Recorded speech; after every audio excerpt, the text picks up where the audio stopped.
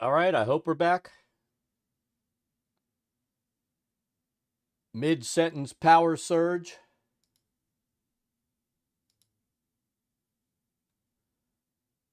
That was rather inconvenient.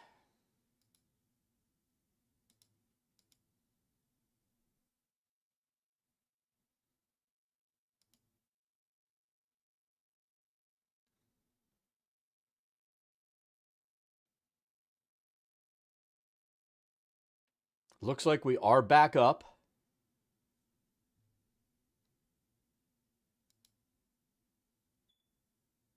What the fuck?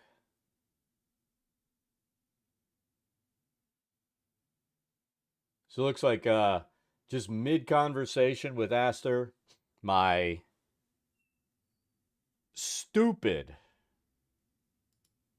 Here's the thing. We've been having like random power surges on the weekend, which is crazy enough, right? But this was really annoying.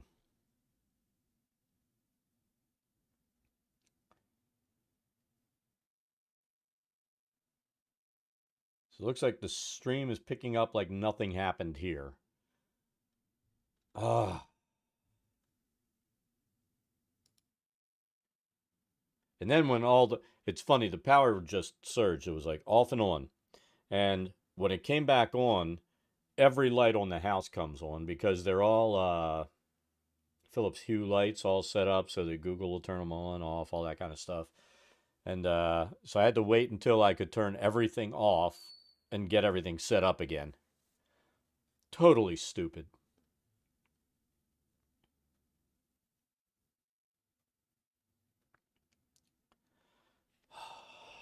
But that's pretty cool that the group got together and what did he say? Made a shell to fit over the top of his. What was he playing on? A long laundry table. That must have been crazy to play on.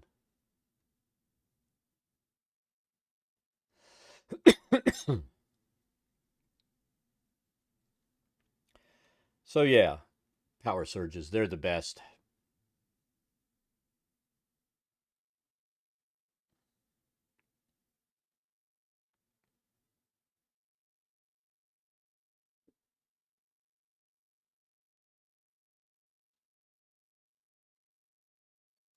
There we go. Oh, and now I guess there it is.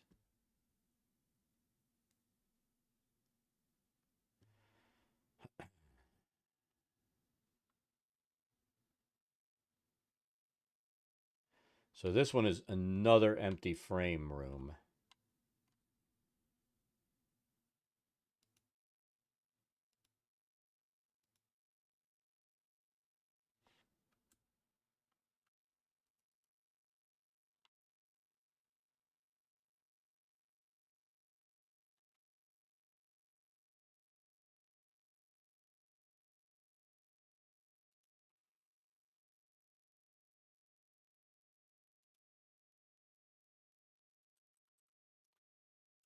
Gotta love when that stuff happens.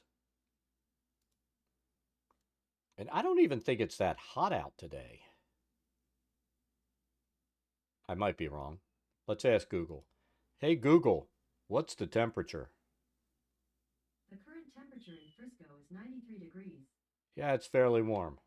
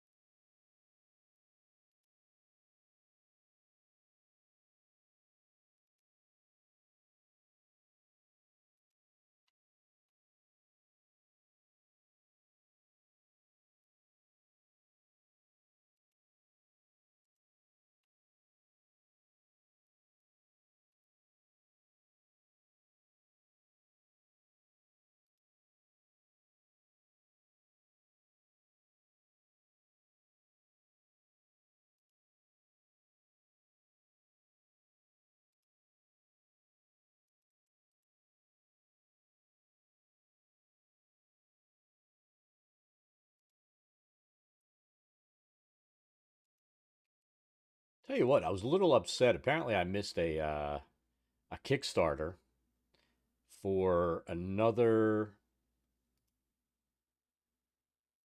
dungeon 3D dungeon creator program. And I'm gonna pull that up and show it to you in a second.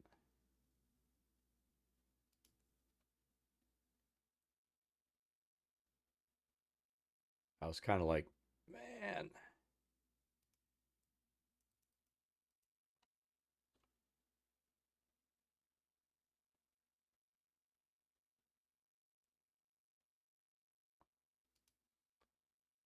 Let me see if I still have that tab up.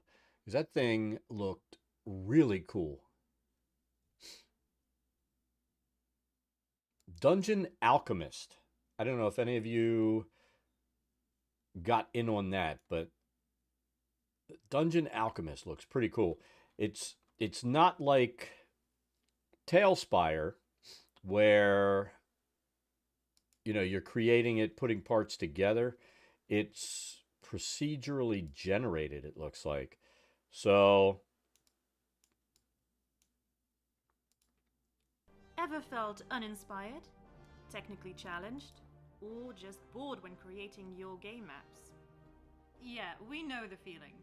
That's why we created Dungeon Alchemist, an AI-powered map-making application that allows you to make awesome-looking maps with just a few clicks. Here's how it works. Start by selecting one of our map sizes that works for you. Next, choose a theme for your map. Start off with an old-school crypt, a bustling tavern, or many others. And off you go. Just start drawing rooms and Dungeon Alchemist will fill in your walls, floors, objects, lights, and so on. Pretty neat, right? Each new room is generated on the fly to match your theme and looks completely unique. Dungeon Alchemist does all the grunt work for you, so you can focus on creating. Once you're happy with the rooms you've designed, the fun really starts. Each room can be selected, and you can update its theme and function to whatever you'd like it to be. Or swap out the theme completely. You want a dungeon made entirely out of latrines? We'll make it happen. Dungeon Alchemist randomizes each room as often as you want, so you get to pick whichever works best for you. Just tell your players you made it all by yourself and take the credit. We don't mind. All themes in Dungeon Alchemist can be freely mixed and blended together, so there really is no limit to the maps you can create. Draw the great outdoors and put in a little tavern. Ever wanted to put a kitchen in your abandoned crypt? Now you can. Want to really get down to the nitty-gritty? Almost everything in Dungeon Alchemist can be adjusted. Pick up any object and move it to wherever you want. They can be rotated as well if you really want to get into interior decorating. Reorganize your rooms until they're exactly right. Don't like an object? Delete it and never worry about it again. More space to breathe. Every single thing in Dungeon Alchemist can be scaled up or down, just in case any gnomes or giants are planning a visit to your newly designed tavern. Aw, look at that cute little bed. All maps in Dungeon Alchemist it's a are cool created idea. in glorious 3D, so it's up to you to choose a top-down or fully three-dimensional view of your map, or even just a simple orthographic one. Dungeon Alchemist makes it incredibly easy to print your maps in high quality for home use, or import your maps directly into your favorite virtual tabletop environment. All elements such as walls, doors, and lighting are imported as well, so you no longer need to worry about any of that. Lines of sight work right away. That's a thing of beauty right there. Come along with us into a new era of map making and let Dungeon Alchemist inspire you on every single level. Please pledge today and help us.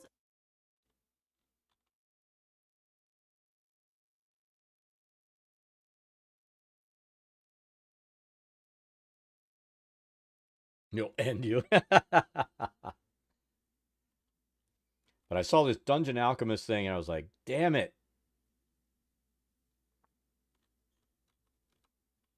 And I think they even had like late pledging available up until September 3rd. And I found out about it like a week after that. Looks like it's going to be out on Steam though, beginning of the year. Well, it's funny. I think I was talking about the table out there, right? I turned our dining room that was a studio into a gaming room. So I've got my bookshelves and stuff out there with all my games. I even have a couple of glass display cases with tons of miniatures and stuff that we painted over the years. Um, and then we have I knew what I wanted for a table, but we went to the store, and my son always thinks bigger is better. Now there was this table that should have been $1,600, solid wood, not like compressed bullshit wood or anything like that. And because it had like a scratch on the side of one of the leaves, which I ended up taking out because the thing is like 12 feet long with all the leaves in it. So it was $299 for the table, and we got it, but it's just so fucking huge. It's wider than I really like. I'm going to end up telling him, you take the table, right? Because I want something a little narrower that makes it a little easier in the room. But I figured it's a table he had to have. I'm going to give it to him. When he gets someplace that can handle it, that is his. All his.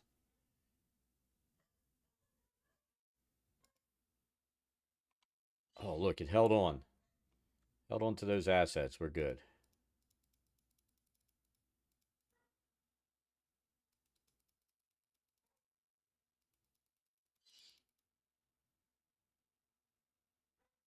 When you have a house in like 50 years.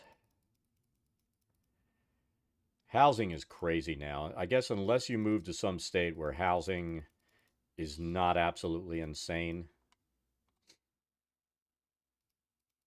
When we moved down here in 96, we bought the house we're in. It's been paid off for a few years now. But I mean, my son talks about buying a house, and where we paid like 100 and I think we paid 125,000 for our house then. It's going to sell for like 400 now. And everything new going up around us is starting at like high fours to minimum fives. And it's ridiculous. I don't see how anybody in the generation now is ever going to be able to afford a house.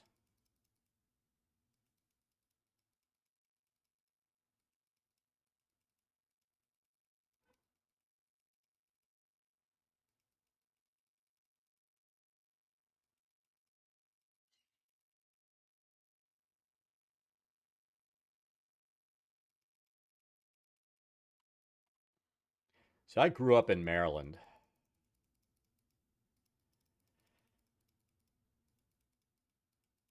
and I mean, housing up there is ridiculous.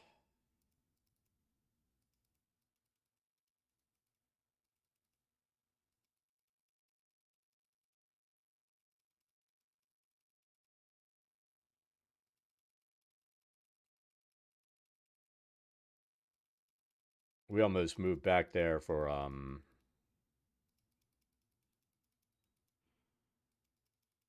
mean, we moved down here because my wife got transferred, and I'm like, sure, I can work from anywhere. And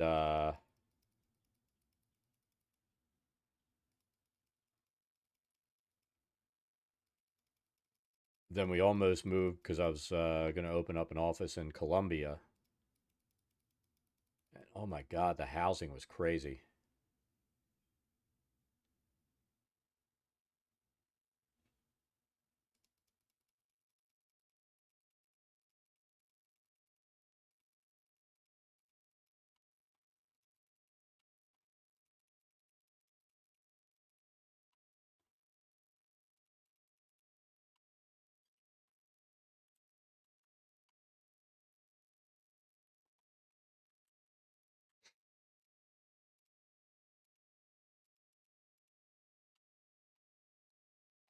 Honest, I've said before, I'm at the point where I feel like most people should be able to work from home.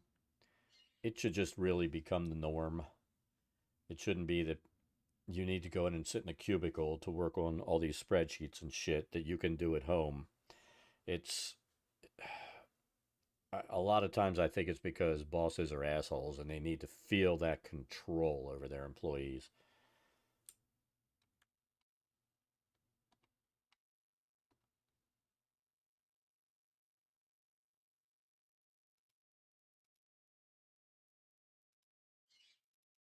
Um, Let me double check, but I think this is a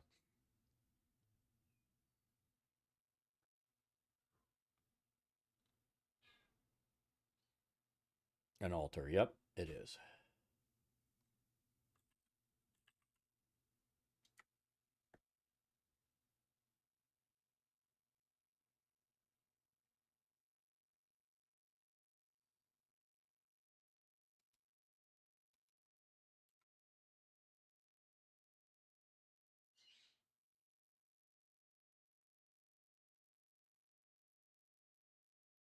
Let's see what the altar says. Altar of pale gray stone, carved to look like a rectangular mass of webbing. Of course, I don't have webbing, but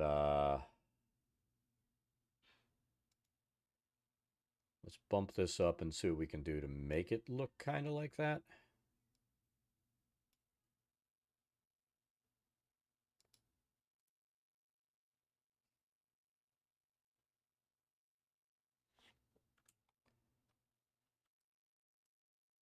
And where my wife works, they keep talking about going back, but then, the numbers come out. Like right now, I think I read this morning, Texas is leading the nation in COVID infections.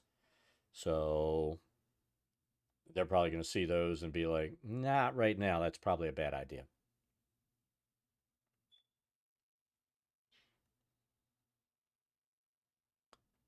So let's see. I'm curious.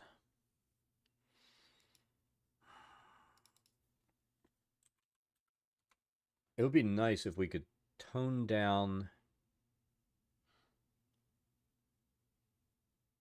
the opacity on on these assets.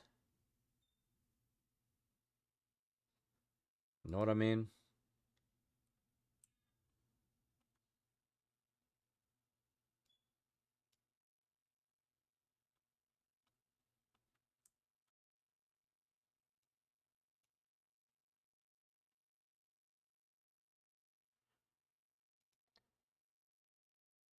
Yeah, I think for most of these people, it's a control issue.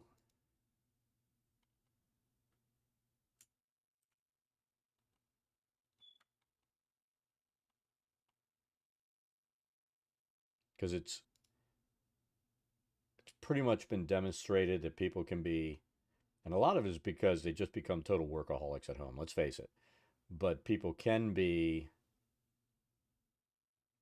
just as efficient as home at home, if not more. I think efficiency for a lot of workplaces went up like 5% pandemic time.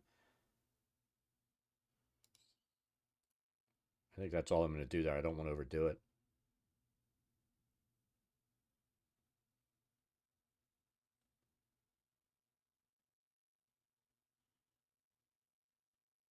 Oh yeah,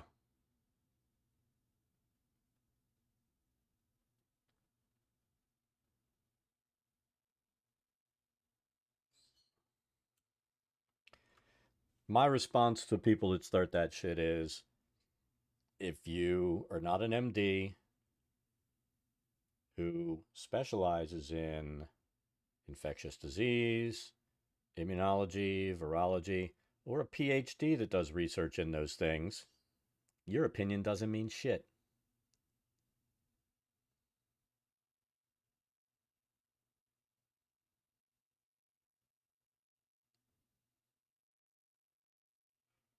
Yeah, that's true.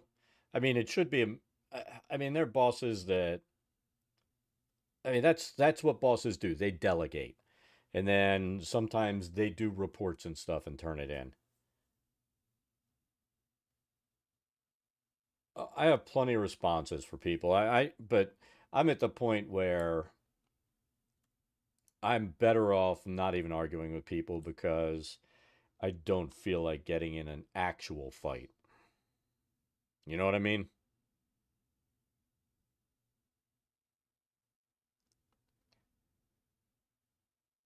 That's when I know I'm getting old, when I don't actually feel like getting in a fight.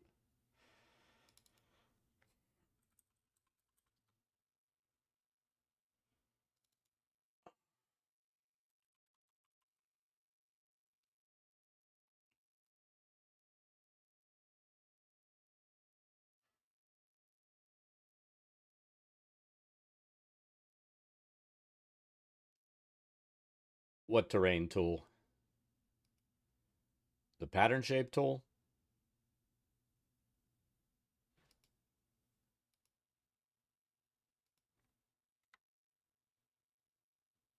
Oh, don't even fuck with the terrain. It's not even worth it. Don't just if that's gonna be like the background, just fucking do autofill.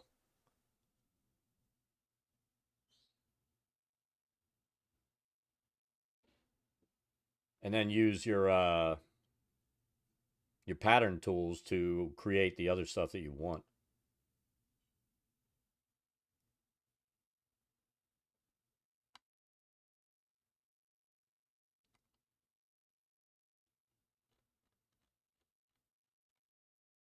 Because you can't have two terrains on the same fucking canvas.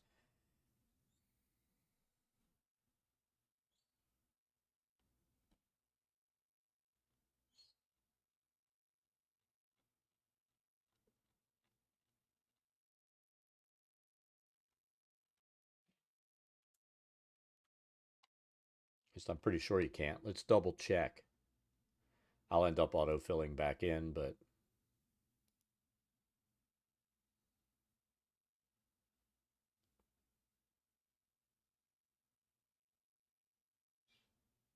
well, just I, I would just pick a pattern. I mean, a road is going to be mud, right? So there are going to be patterns that don't have the square and stuff, or you could do a cobblestone road, or you could do, there you go. There's your cobble. There's cobble there. I'd pull the cobble in and put it down that way.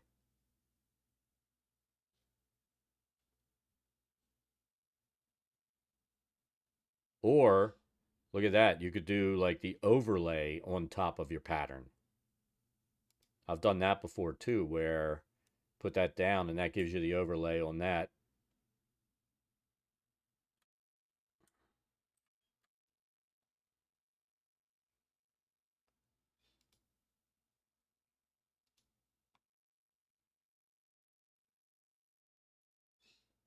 Pattern tool makes life easy.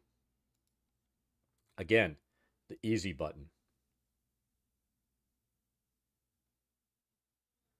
All you got to do is ask. There's always an answer for that.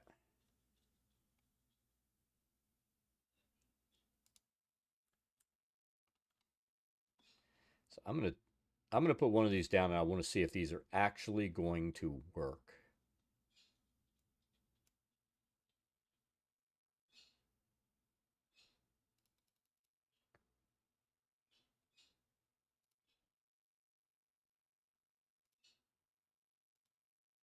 I'll put two of them down. So let's see what that looks like sitting on the black marble. I mean, it makes sense. It doesn't look bad. We're just going to need to randomize the rotation on them.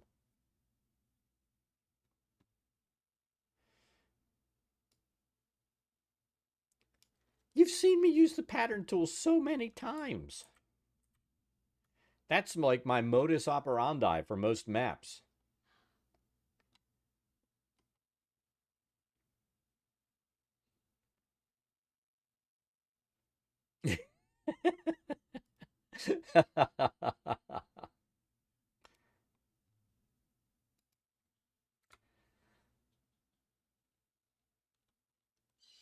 I mean, that's like my main thing for most maps now because I don't like using the building tool if I need to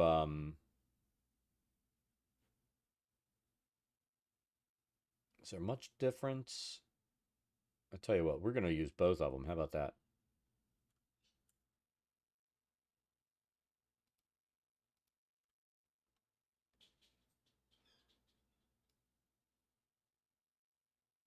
We were at 1.15, right? We're going to bring this one up to the same size.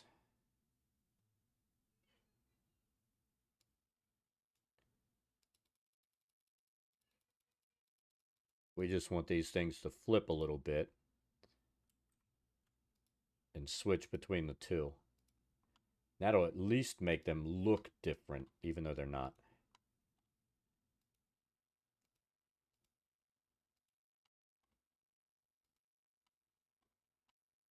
There we go.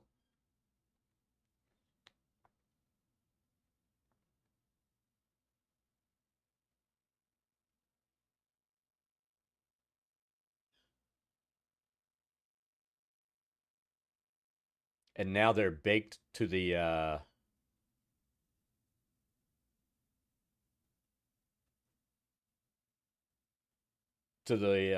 pan permanently, aren't they?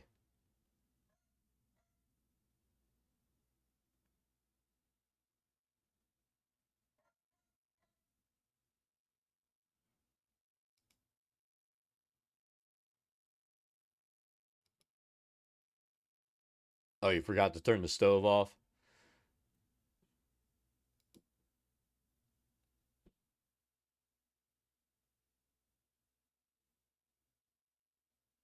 That's not good. I figured you left the pan on there.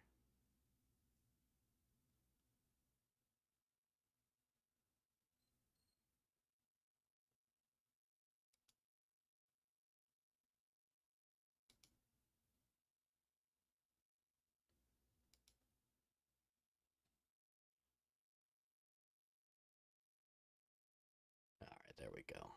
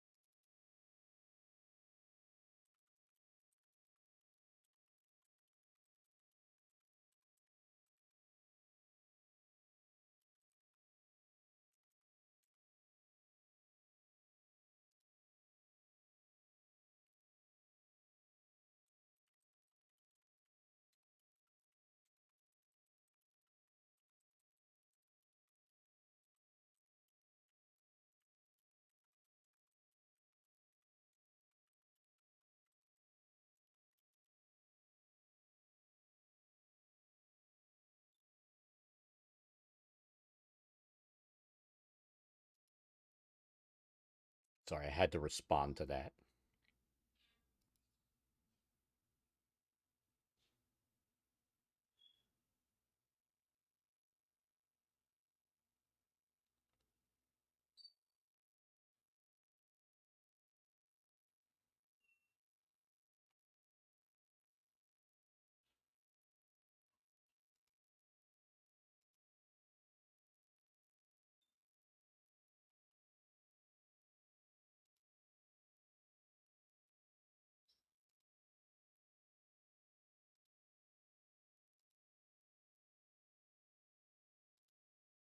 There we go. Yeah, I've done the forget to turn the stove off after at times. That's always a good thing.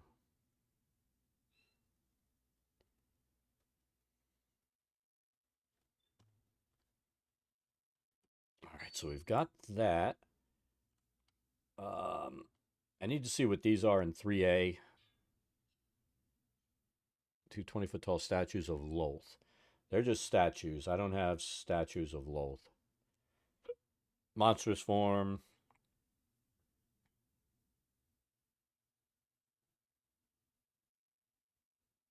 And her regular form. We're just going to put our statue bases down there.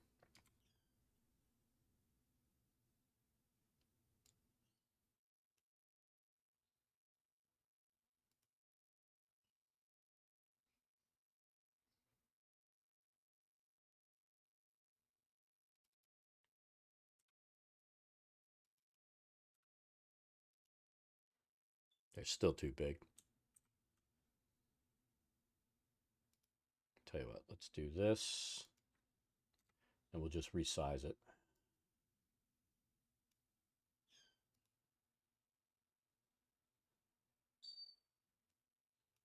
Is that about the same size? It is. So there, spin it, and then they look different. That's all you got to do. Little spin, and it's all different.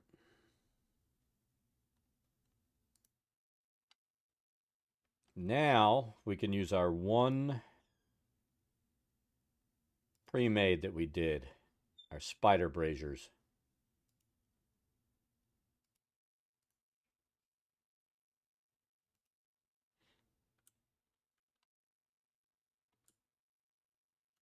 And I think there are a couple of dead bodies in here. I think that's what the X's are. I could be wrong. We'll double check. 3B, altar corpses. Banshees recently finished off a pair of adventures, leaving their corpses to rot in spots marked X. X marks the dead adventurers.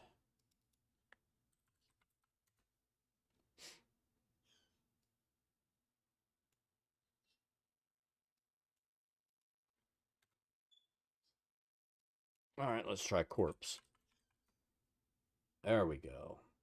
Do we care what corpses we use?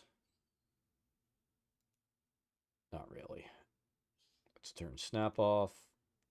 This guy's very dead there. Let's find another dude. This guy's dead here. You know what? He doesn't need to be dressed. They're not twins. I'm not going to use the Saracen.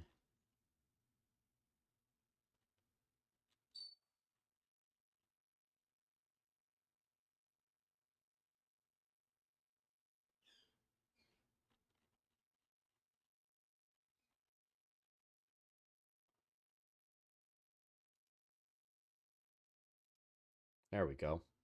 Dead guys.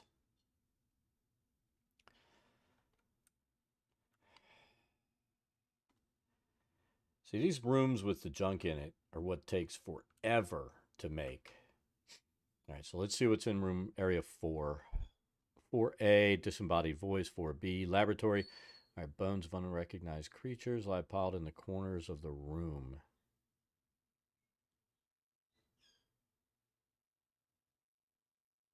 So each corner has a pile of bones, and in those piles of bones are ghouls.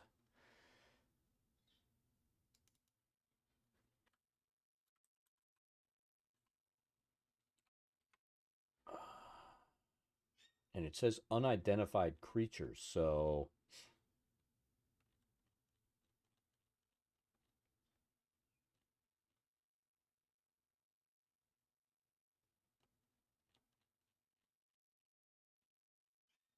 we don't want human bones. See, that would work if it was like the same art style. So I refuse to use that.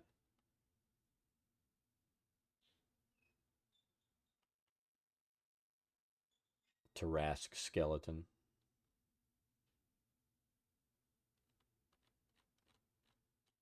So I think what we need are just bones without the skull, chest cavity section, and pelvis. And like nothing identifiable, like foot or hands, and that'll give us our unidentified creatures.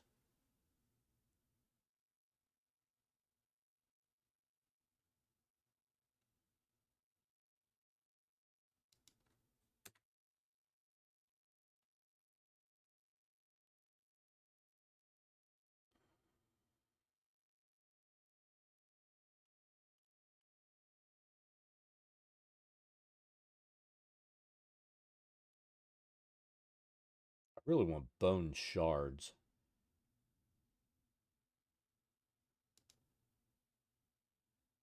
No feet. I said no feet. No hands. I could do a clawed hand, I guess. But let's do the ancient clawed hand.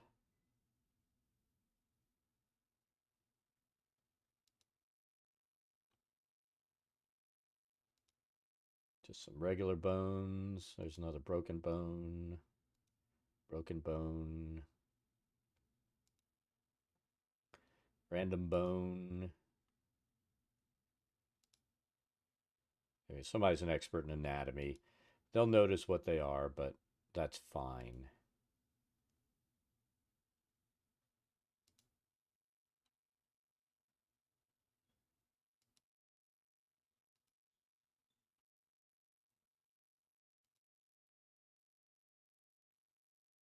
We just want everything to make it so it's harder. You know, it doesn't say humanoid, it's unrecognizable, right? So that's what we need.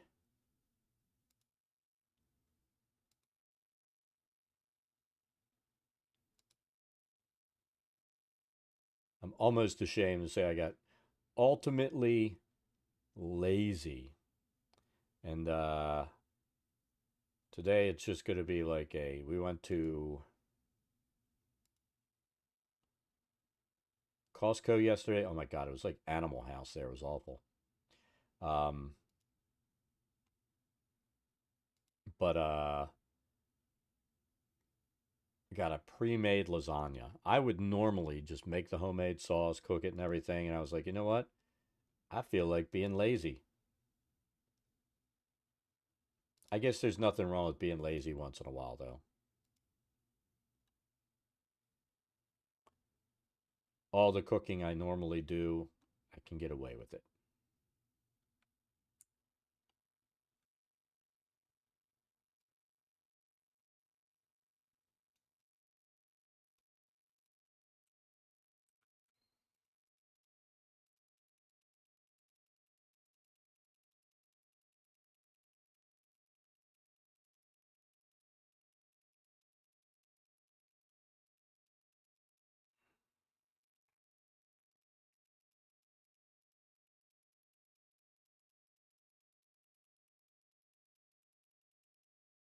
So this is what we're going to do. We're going to do this, and then this is what I kind of like to do to make these things go faster. Because these are supposed to be some big piles, right?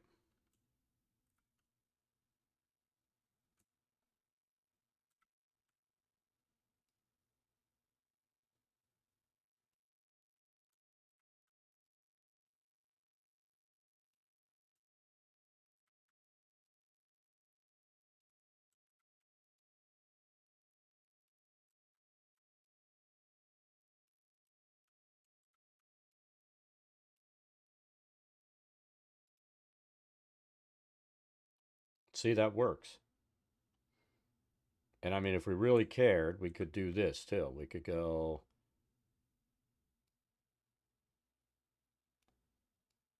and throw some stuff like that.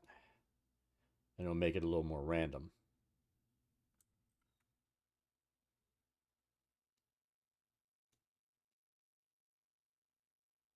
Which we do care. So there's a big ass pile of bones. We'll start there. And this is what we're going to do with the skull room. We did this before for the skull room. And I tell you what, it makes your life so much easier. Just create a pile and then, start laying down, rotating, whatever. And it saves you a ton of time.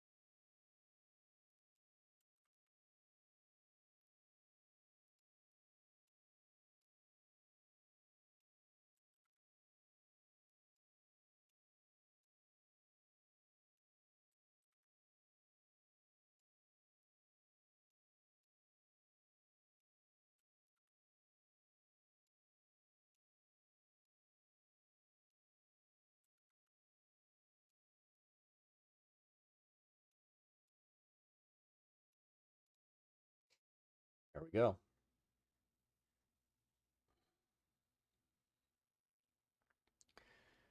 Easy peasy. So there's 4 piles of bones. What else do we have here? Rusted operating tools and dried up alchemist supplies. Cover 5 wooden trestle tables in the middle of the room. Tall oval mirror. So there's a mirror gate here. Center of the north wall. So let's start with that. Obviously, we're not starting with it, but with stuff that's not going to be all this conglomerated stuff thrown together in here.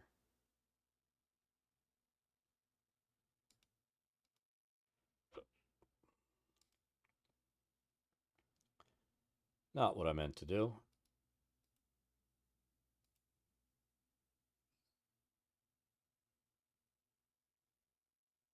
What's going on here? There we go. So, as usual, you know what? Oh, okay. Tell me it didn't get rid of some of my old assets I've used. There it is. Here's our mirror gate.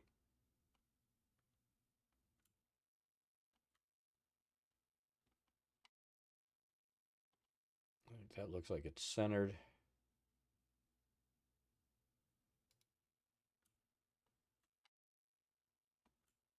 And there it is. So now we need some tables. I know we haven't used a trestle table yet, or what I usually choose to be a trestle table, I should say.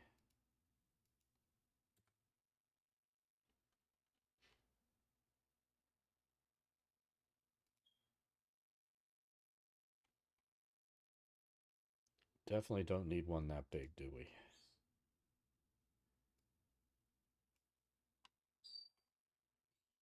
So these would be 5-foot squares. It says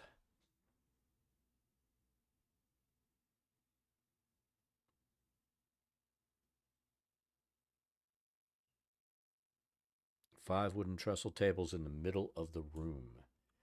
So we will interpret that this way.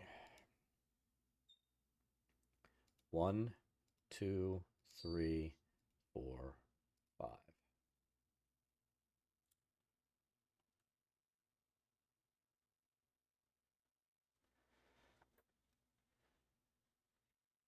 Now, I mean, there are other ways we could do it. We could try to center it up and have them in the middle, but I'm much happier with this.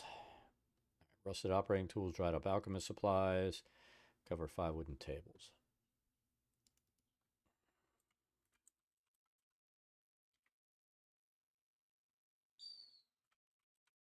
Chemical, that's not going to do it.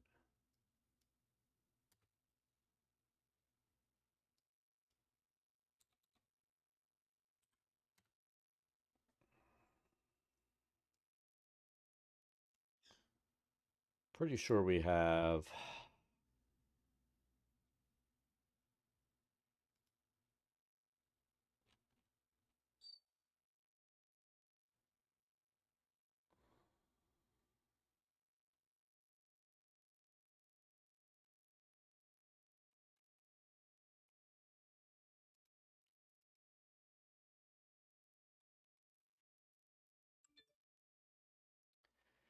So we brought in the apothecary.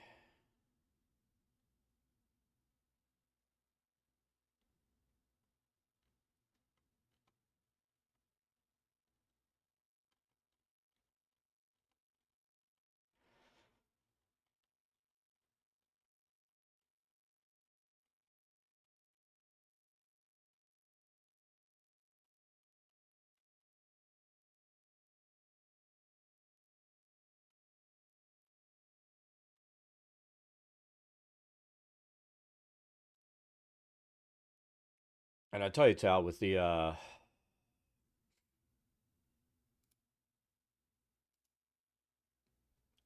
fuck it.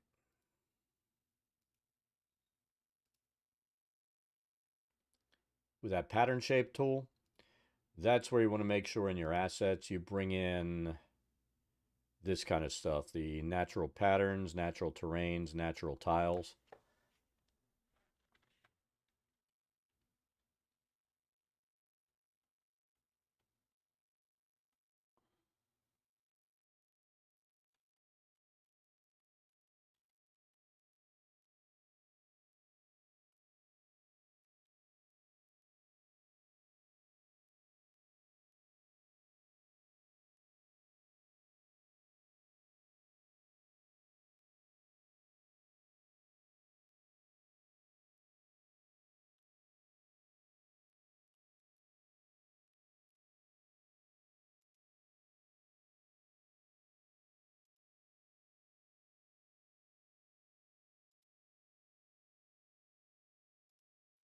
Helps if I spell it right, doesn't it?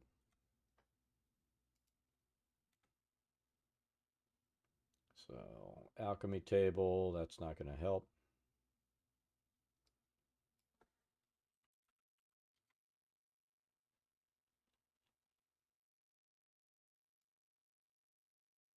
Trying to remember which one has what I'm looking for it. I think it's the Wizard's Tower.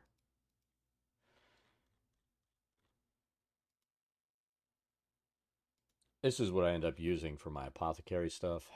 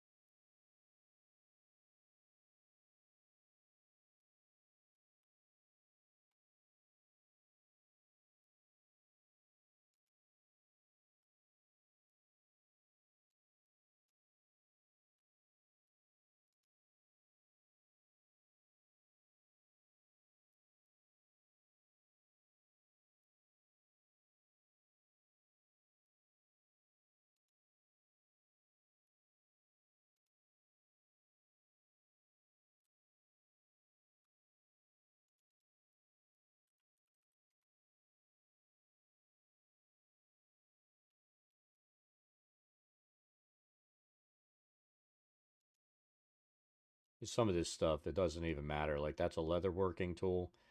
We're just going to throw some shit down.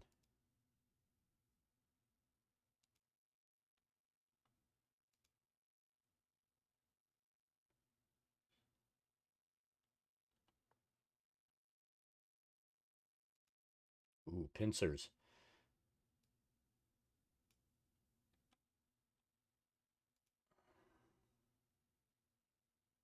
A funnel.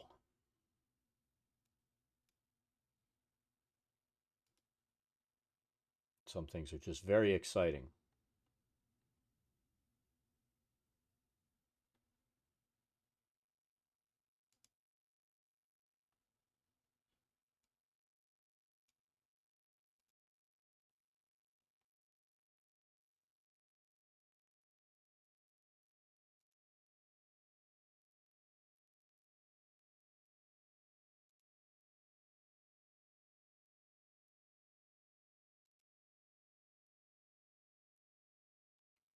sticking random tools down. People will be like, what the hell? Well, this is not a friendly room. That's what it is.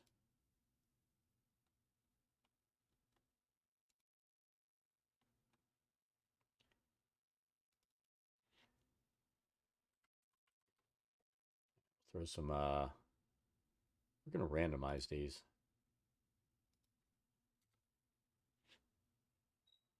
Let's do all of them.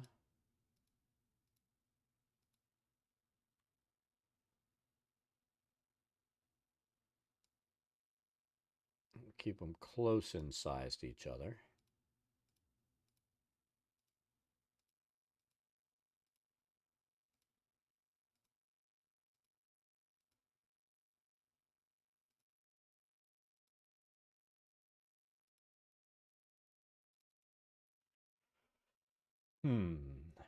What else do we want to put in here?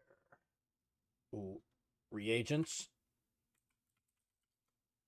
Oh, come on. I know we brought those in. We had to bring them in.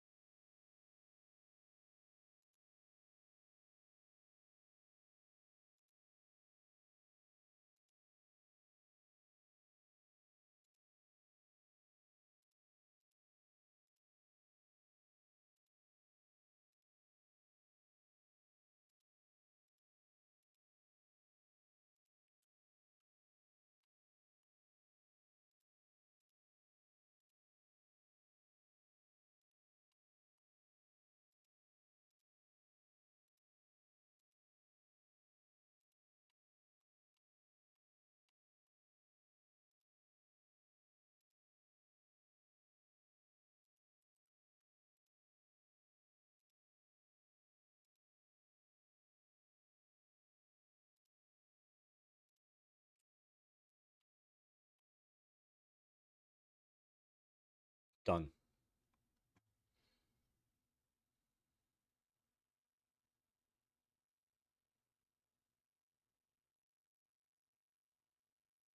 Ooh, we can add a, this is one of those tubes, right? So we need the pipes for that. Do we bring that in? We might not have brought that in. So first let's save. Then we'll do a save as.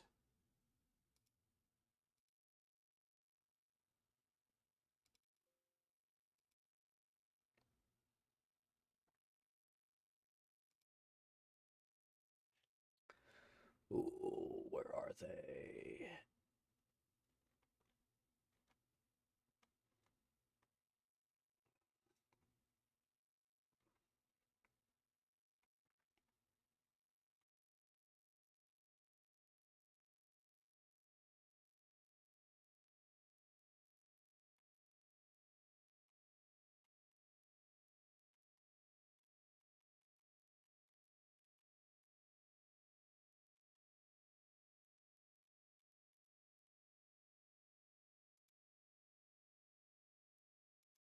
We're going to bring that in just in case. I don't think that's going to give me anything else we can put on this table, but we're going to bring it in. Oh, where are the pipes?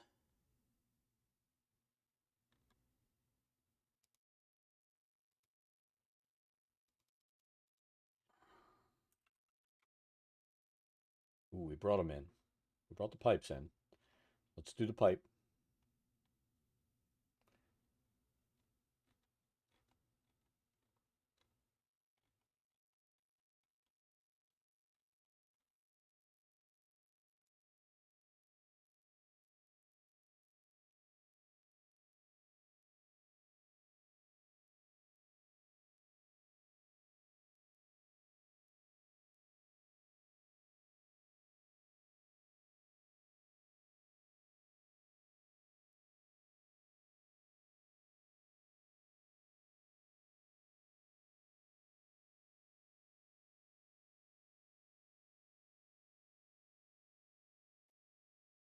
I feel like we didn't bring the pack in that I thought we brought in before.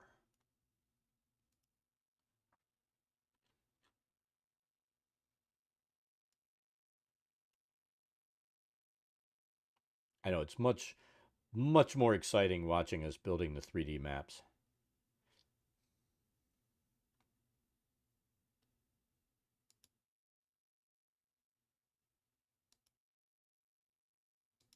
That's what I'm looking for, the modular pipes. Except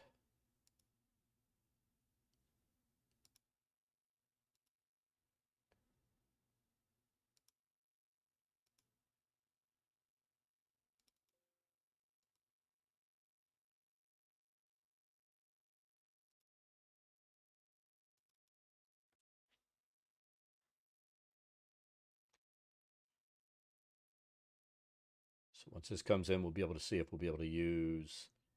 I don't think that cloning lab has a bunch of stuff in it that is going to be useful, but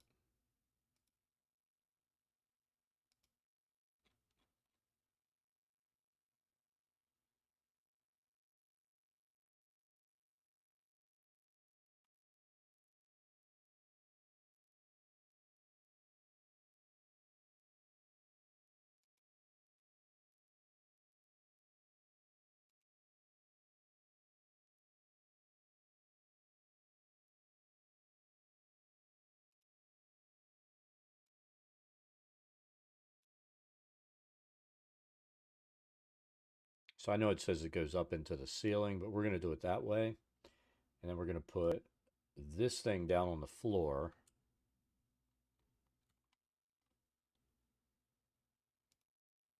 like this.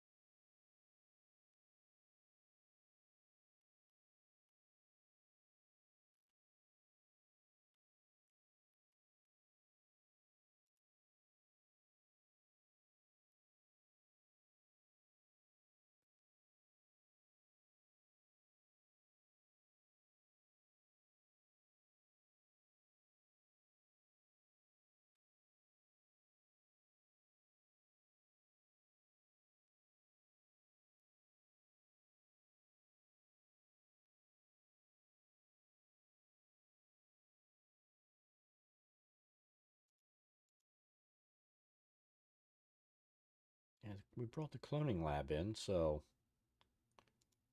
where the hell is the cloning lab?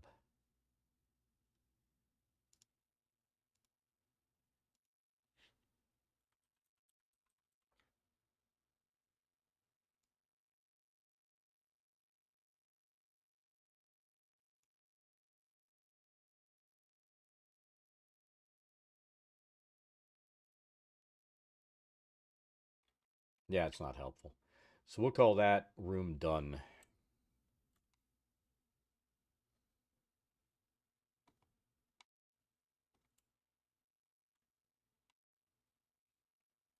So that's 4A, 4B, 5.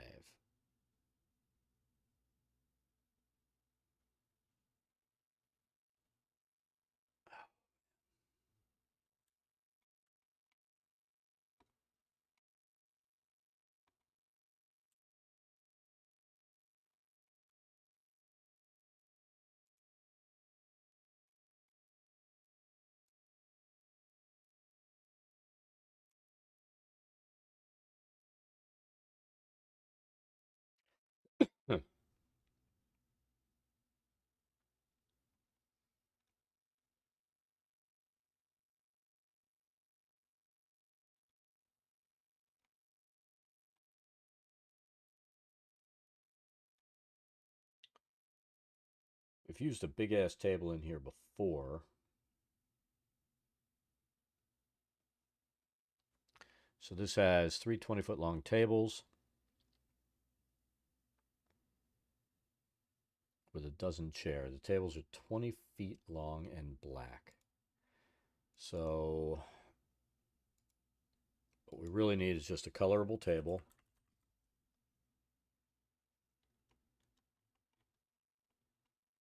That can pass as stone.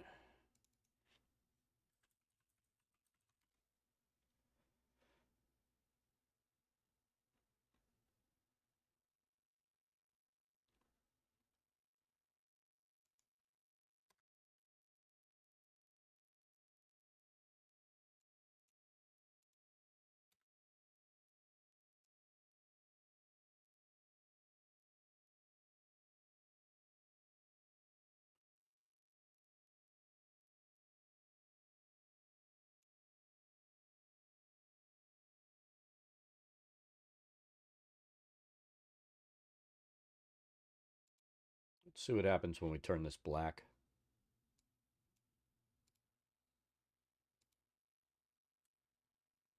I mean, that works.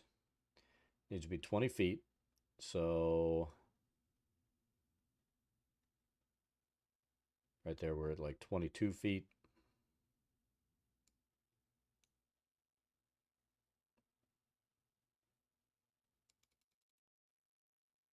And that's roughly 20 feet.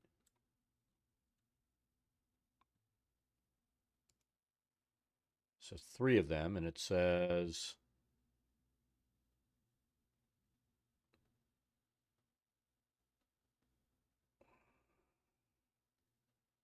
guess we could do 1, 2, 3. There's a smashed cabinet up here. We'll worry about that. Each one of these has a dozen cast iron chairs sculpted with web and spider motifs. So yeah, we're just going to look for chairs.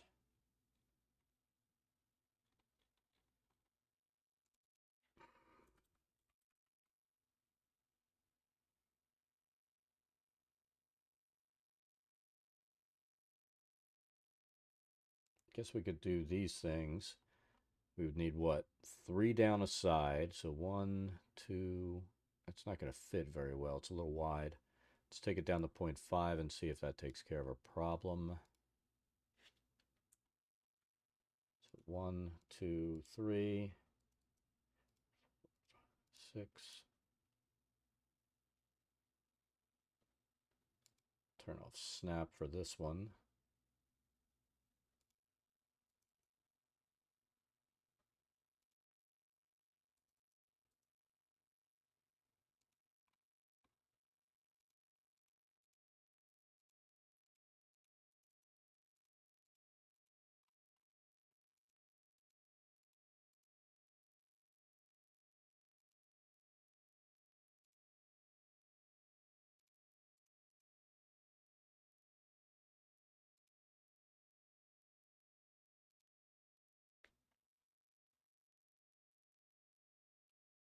I think that's a better choice than what we had before.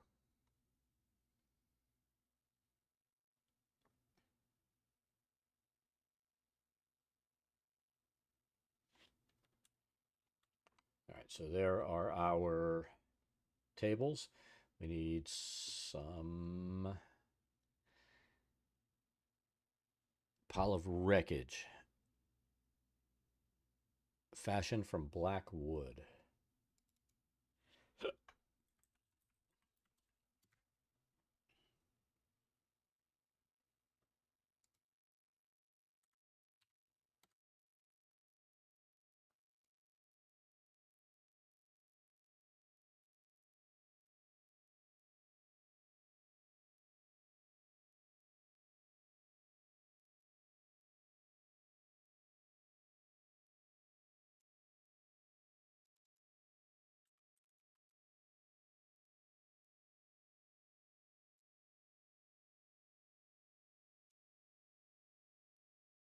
So we'll go down here. If we start seeing some wood that looks black,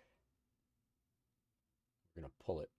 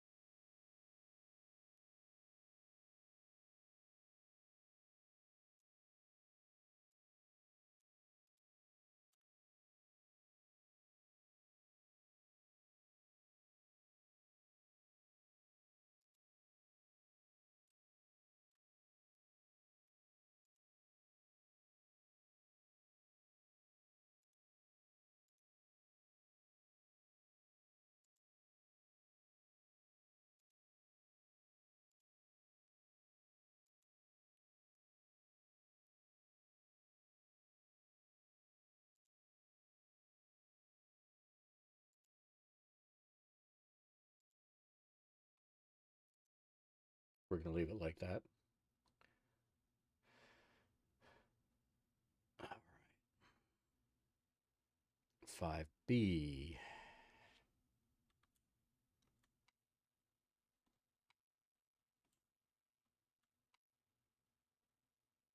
Oh, they came in here already. That's fine. We're still doing a full rebuild, so that's fine.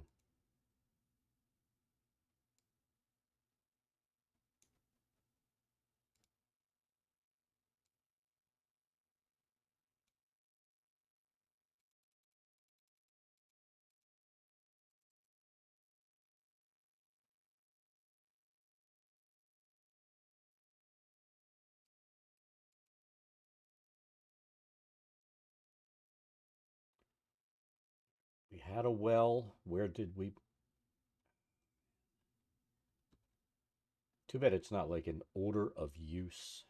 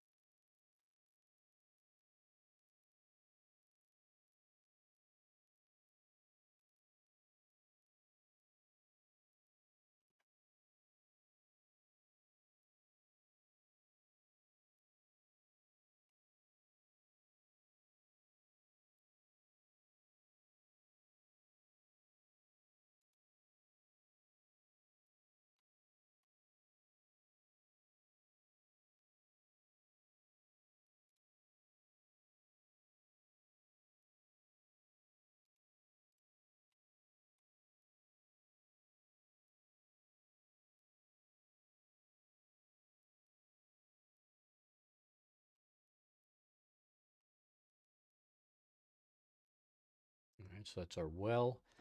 Floating items: 3 battered wooden work tables, several rusty utensils, splinter fragments of several wooden cabinets, and a sturdy broom float about the room.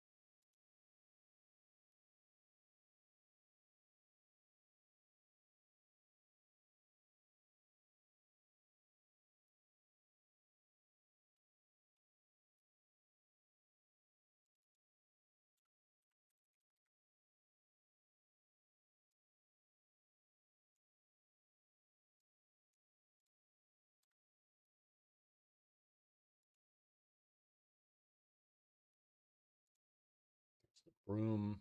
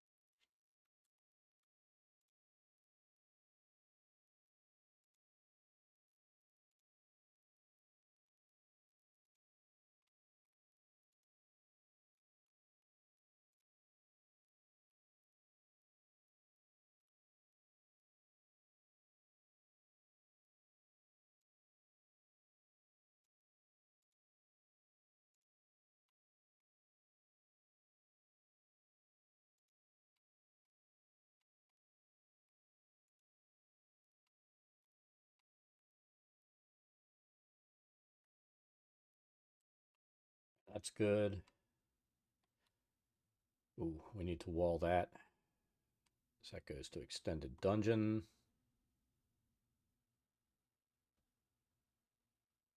You know what we need to do? We say fuck the extended dungeon. That's what we need to do.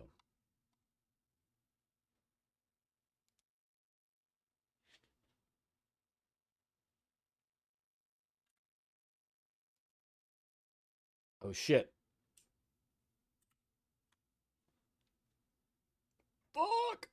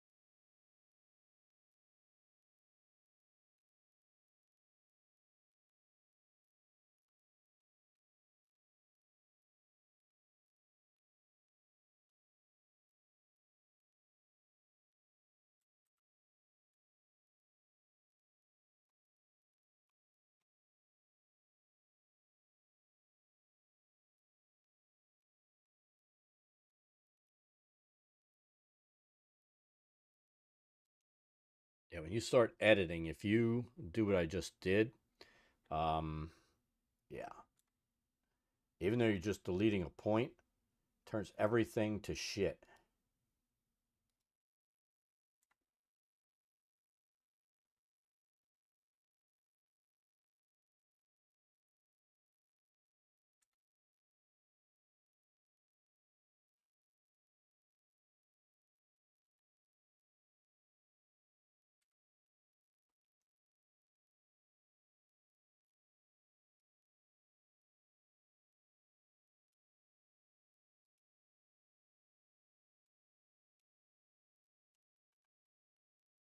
We're not even putting that extended dungeon there.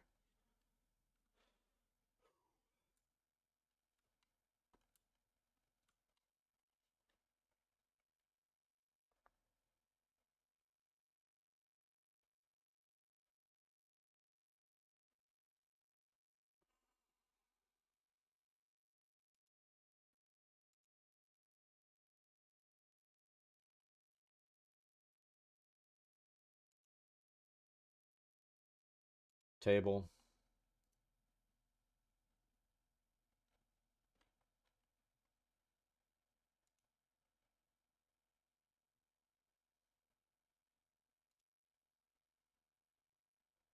So that's what, 3 cabinets standing against the wall. So we'll do 1,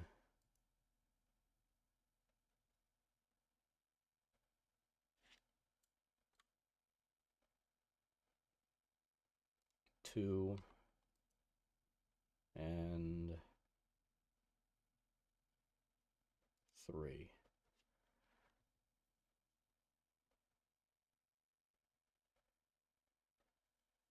Under the table, there's a chest. And we're just going to give a hint of the chest.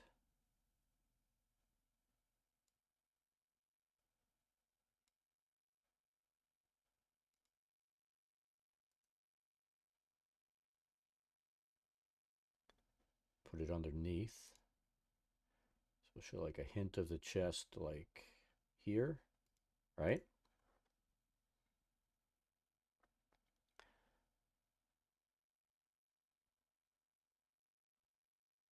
And we need some adventuring gear. So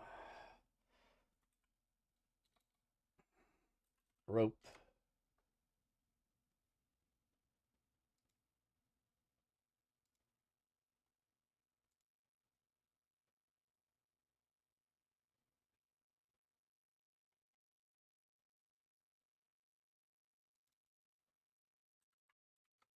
Bag. Trying to remember where the backpacks were.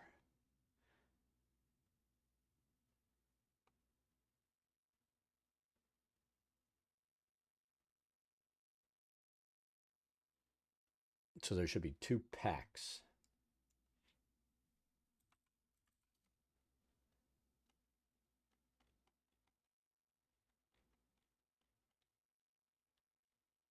Just forget where the damn backpacks are.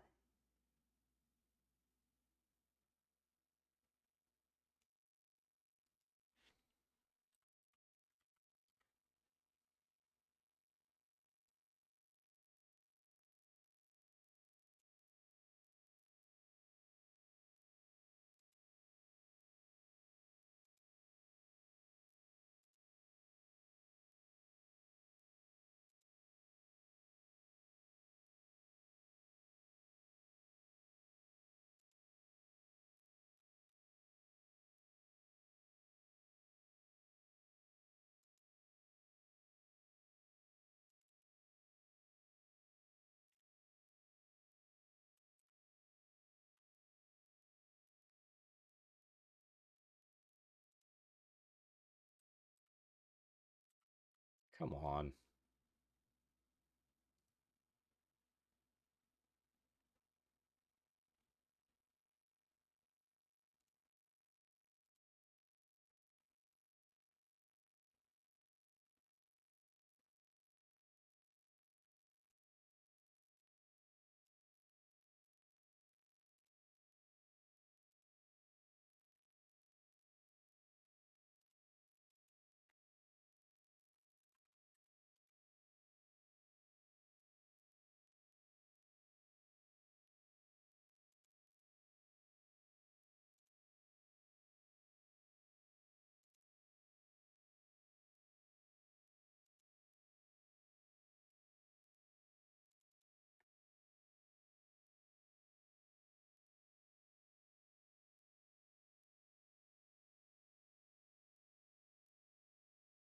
So burglar's pack and explorer's pack.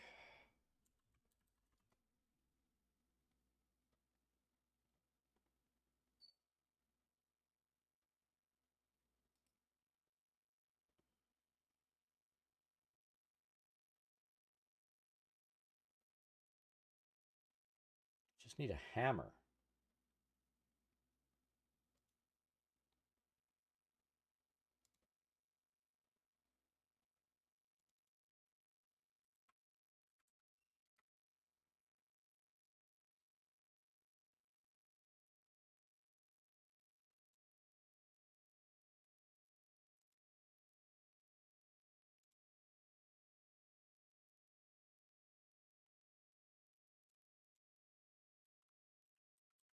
Probably not.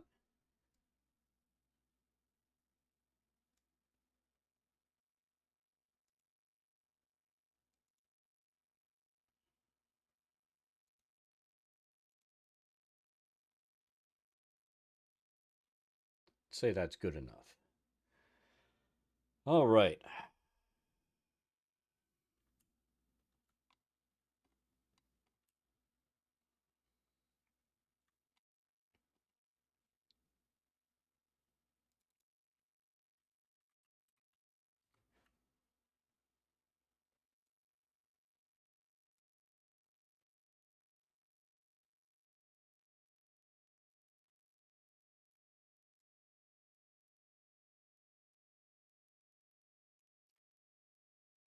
All right, so 6A, scowling female drow wearing a gown of spiders. Gown of spiders holding a scourge. We don't really have that. We're going to do this anyway, because why the fuck not?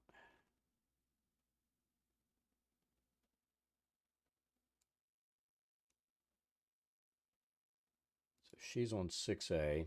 6B is on our other level.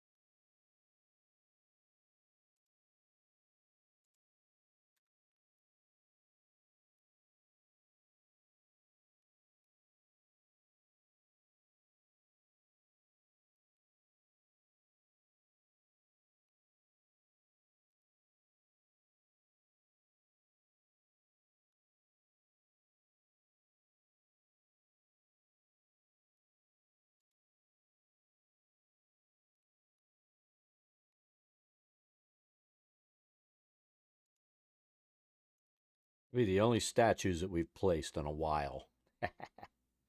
All right.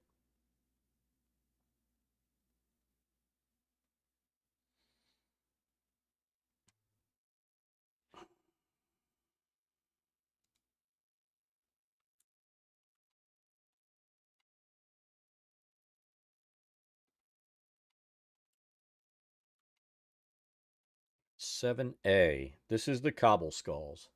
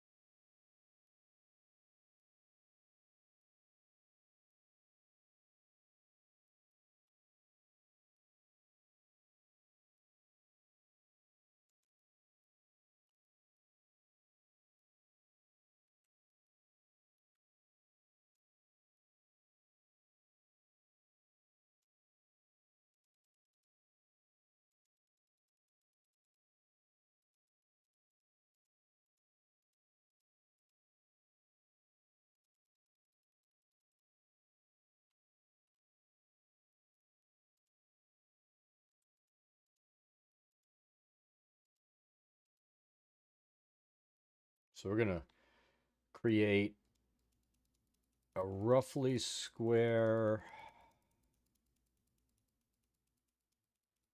conglomeration of skulls here.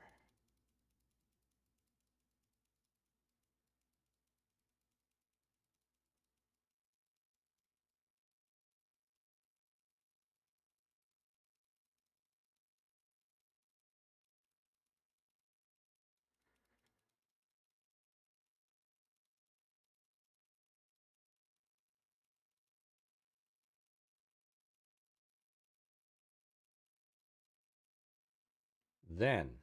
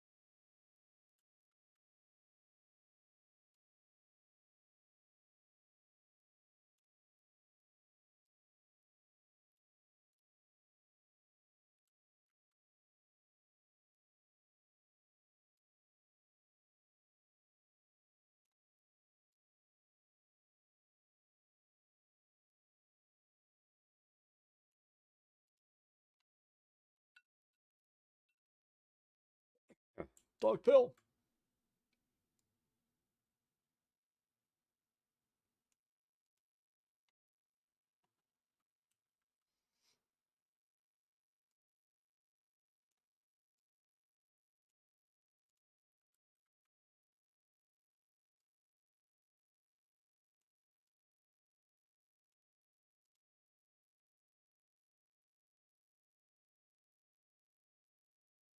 I found that building maps on stream is fun.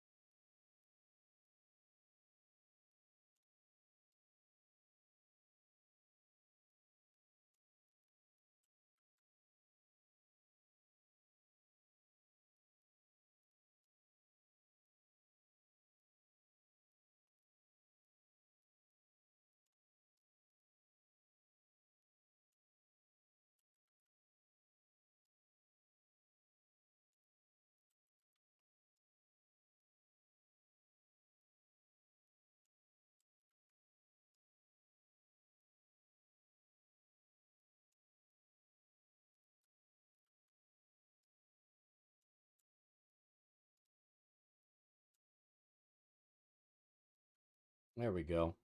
I think the last time I did this, it ended up looking... You could see the square zones. Now...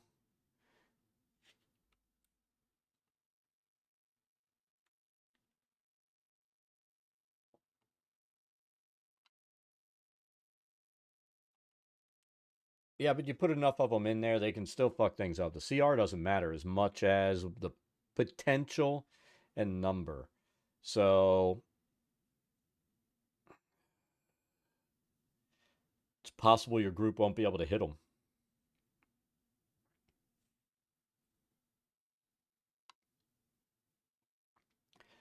But that's the quick way to do a room like that.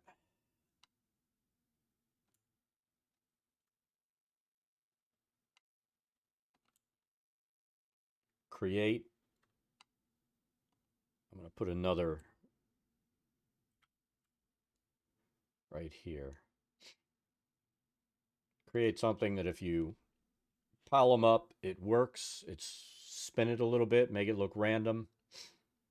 And that looks like the floor of skulls right there.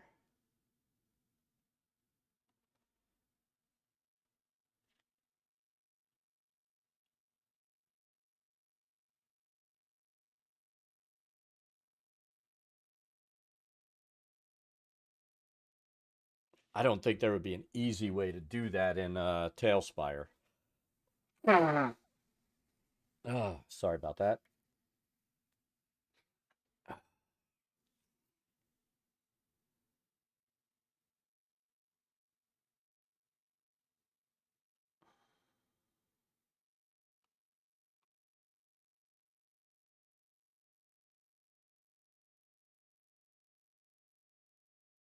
right, so we're just going to put our generic statue asset in here. This is basically a bunch of drow warriors that were turned to stone.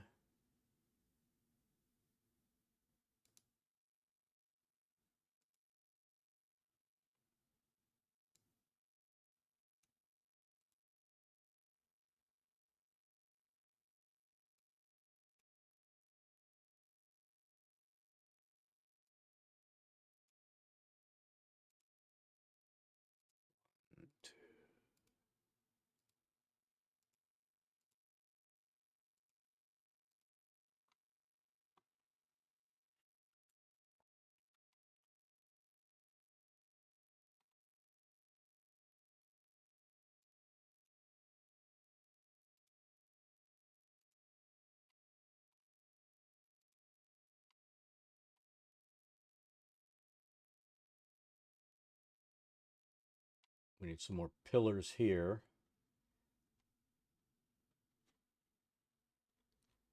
Let's get those in.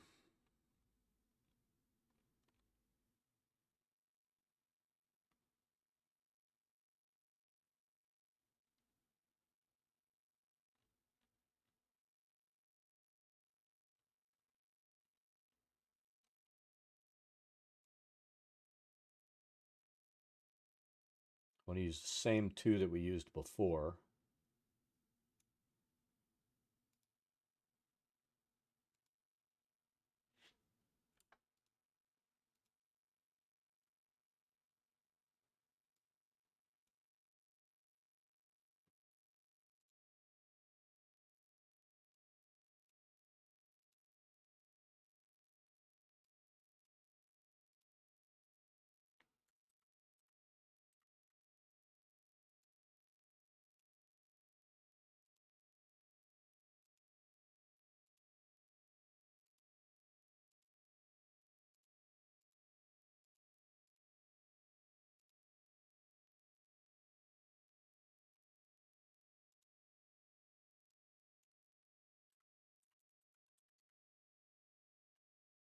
I think what I want is just to do this.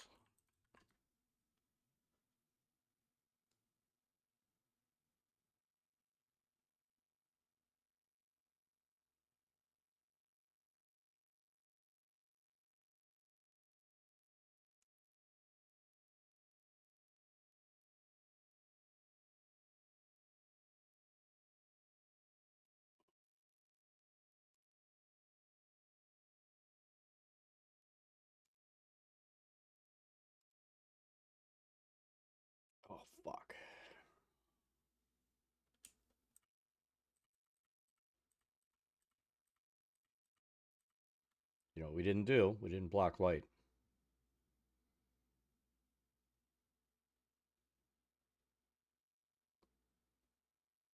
And block light is not available on that. Oh, you fucker.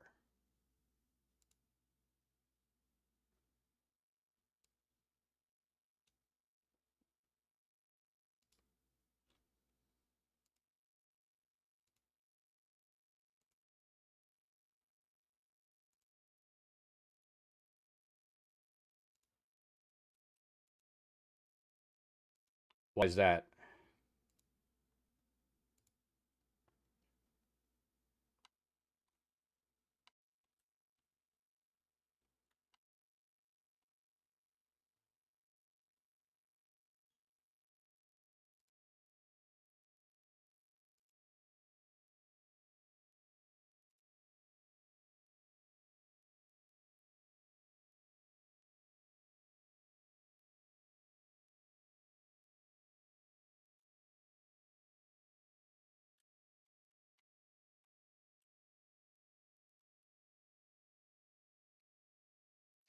We fucked up there.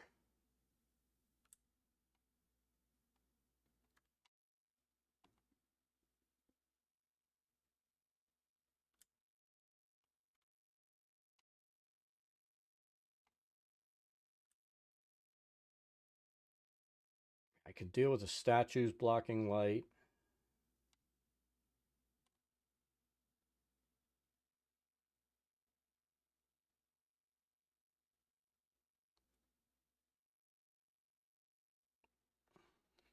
Well, what you need to do, you go in the Foundry, you go in their character sheet, and remember, dark vision doesn't give them full vision. It gives them dim vision out to the distance that their character has. So what I do is I give them low light vision, like if it's a drow or somebody, out to 60 feet. Um, exactly. So that's all you need to do is give them dim vision out to 60 feet. Now, if they're outside and it's daylight, it'll all be normal light. That only takes effect when they're inside in an unlit room. So I just go in and make sure on their actual character that's in the list, I go in and I create folders. I have a folder that have player characters, folders for NPCs, stuff like that. I go into that folder and on each character, I set that so that when I drag their character onto the game, it automatically keeps it there. If you drop the character on and then adjust the site, it doesn't carry over to every place else. You've got to do it on the character in your folder. So I need to fix those tables. Anything else? Exactly.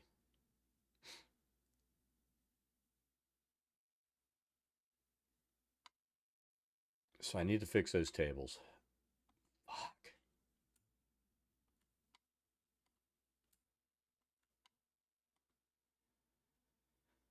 That would have been tragic if I didn't catch that.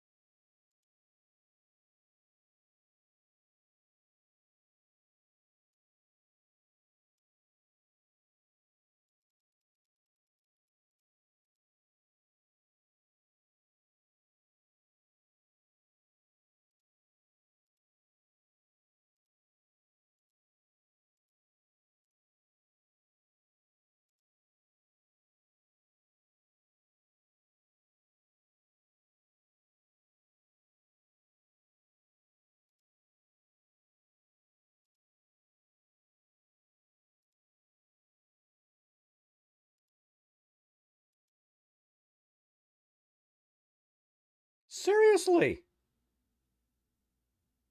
Look at that shit. Every item that we placed in this room, with the exception of the bones, have block light on. I think we can go in and do some selecting and fix it.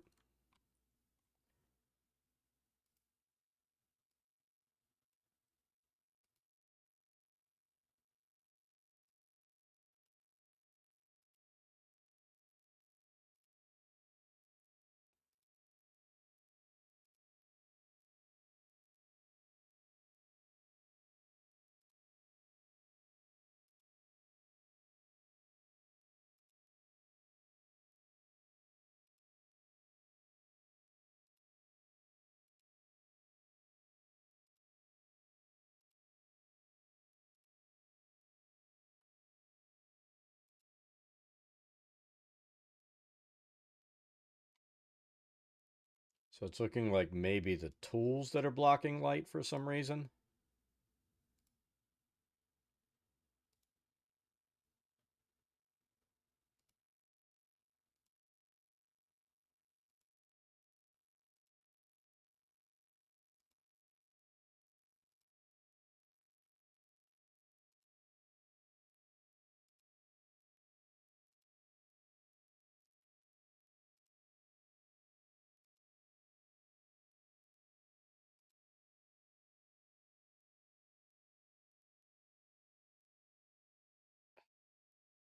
Yeah, that's what happened in here.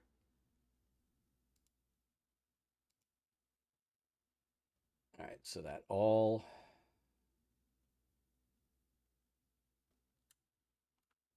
This thing and this thing.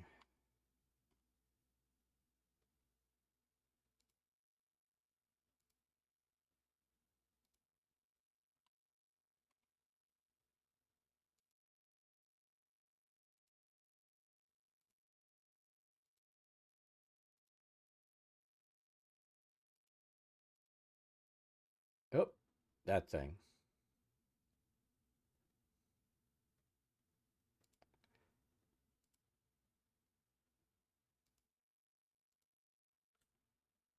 One last check in here.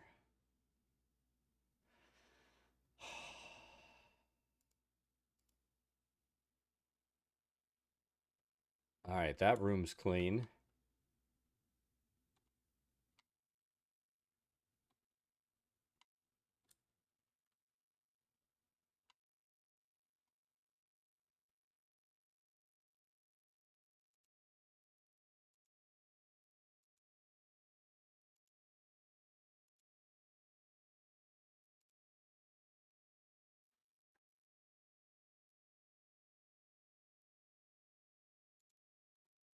Well, I mean, as long as you don't make a mistake like that, I'd rather. I don't know. Like I've said, I like constructing the stuff in here. Shit.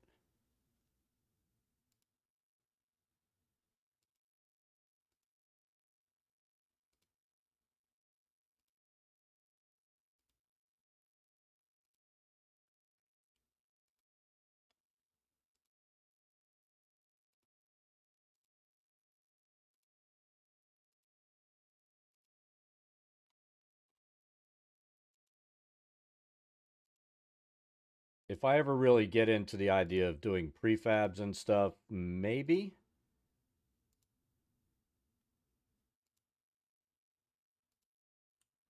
But I'm not that excited about it.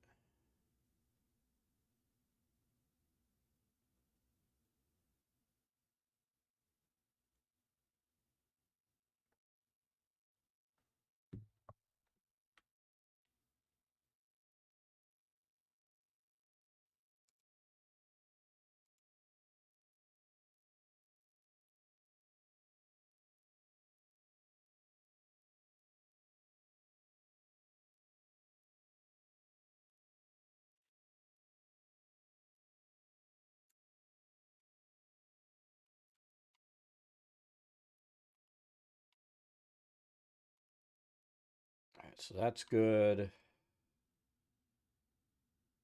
That's good.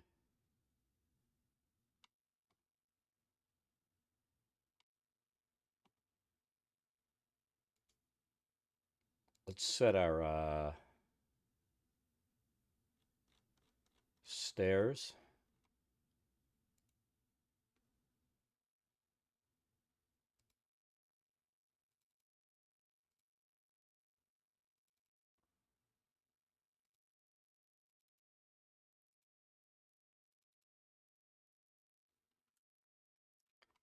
Any other stairs need to go here?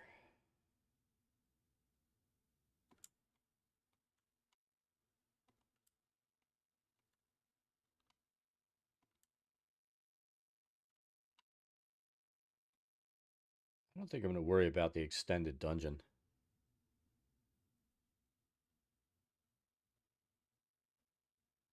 What do you mean shift the direction?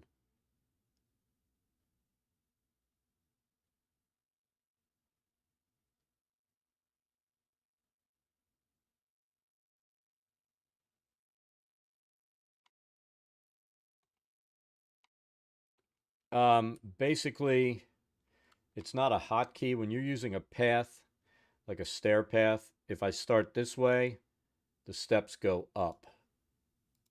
So if I start here, they're going up that way. Wherever your first click is, that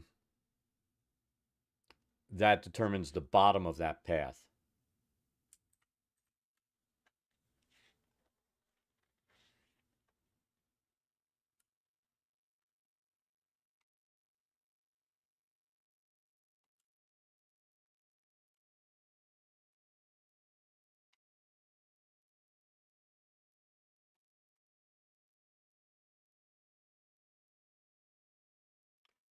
Yeah, I mean it's that way with what I'll usually do, like there are path tools that I like to use. Like in the cave down there. There's that this thing here where it has a top ledge, right? So you need to remember left to right puts that on top, right to left puts it on bottom. So when you're making a downslope or a fall inside there, and I always go in and click it just to double check that I remember it correctly, but one way will always work. So, you know, somewhere on the map, I'll just go like that because you can always undo and it doesn't matter. I always verify the direction.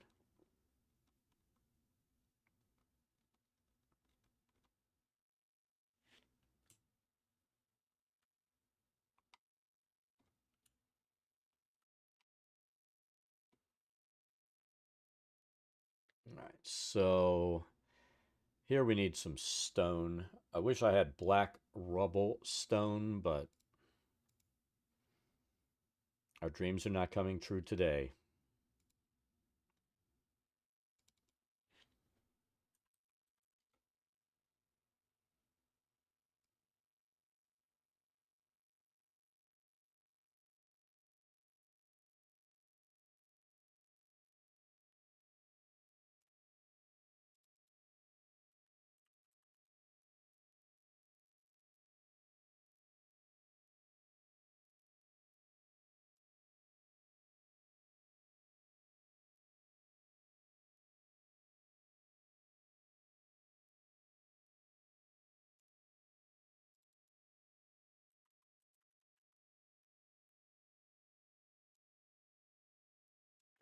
I guess the closest we're going to get is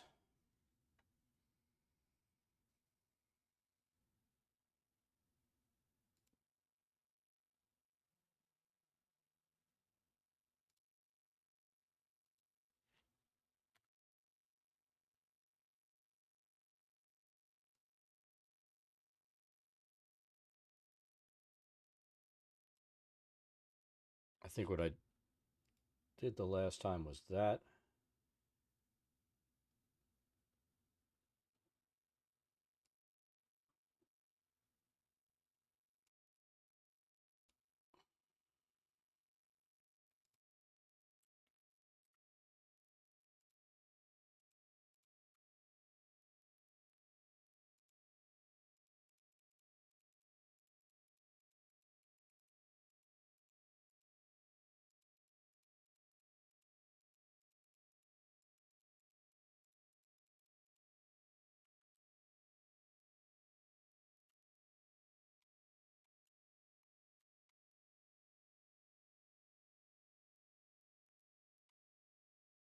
right, so we know 7B was just those statues. There's a spider statue on the ceiling. I'm not representing that.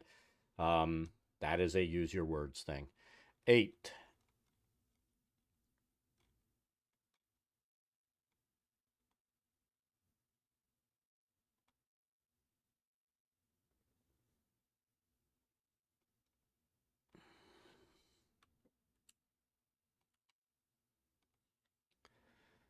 Room was once used for weapon practice. Their archery targets. Mounted on the north wall is a mirror gate.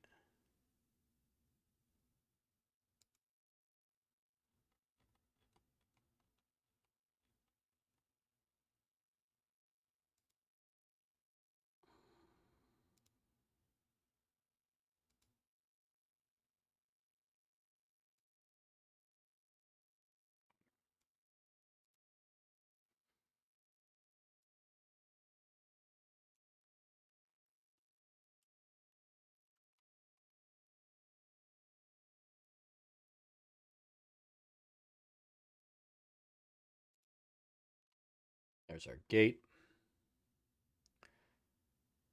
For dwarves dead in front of the mirror.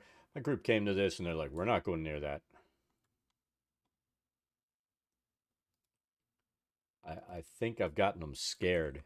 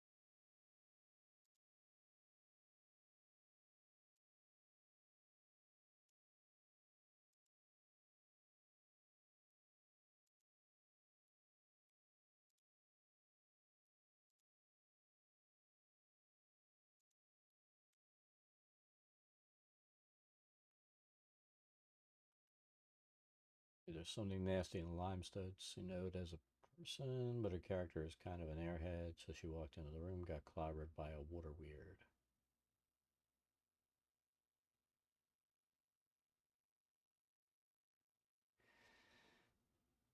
It's pretty rare that somebody will. Usually, when you hear it's what my character would do, it's them doing justification for something that you need to like kick them out of the group for, or have a talk to them. You know. So that's what's good. She's playing her character as. Here's the thing: when somebody actually plays where player knowledge isn't character knowledge, you have to like that.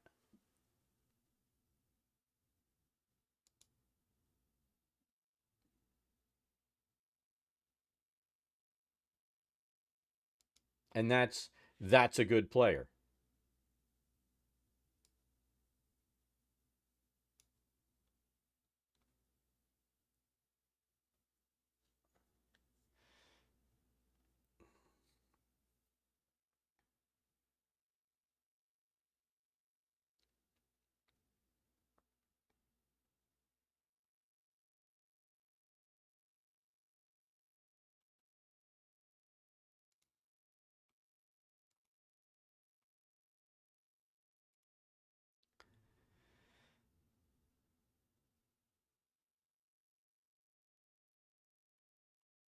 That's pretty much all that's in here.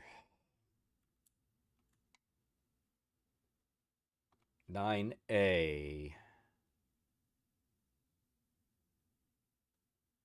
This is where there's a statue and you've got to put like a area of darkness in there.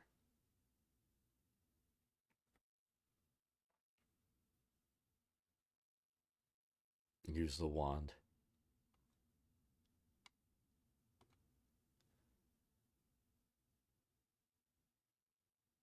This one also just a statue. C, also just a statue.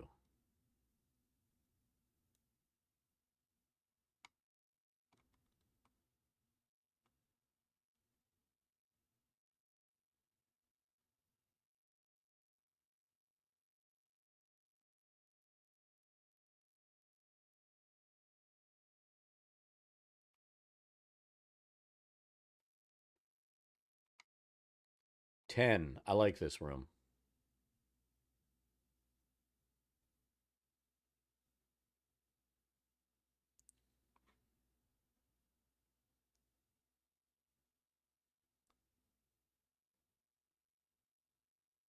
So we need divans, footstools, end tables.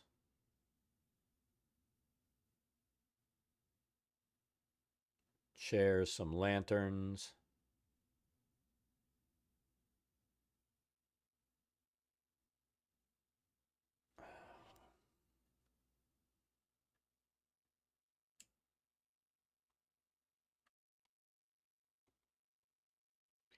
Gelatinous cube will do the trick too. I have a paladin that's walked into a gelatinous cube multiple times and destroyed his armor.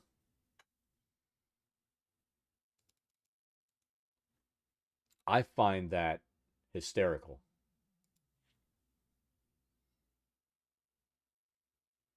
Because if they're just walking down the hallway, they're not doing their perception, their passive perception isn't enough to see it, they're going to walk right into it.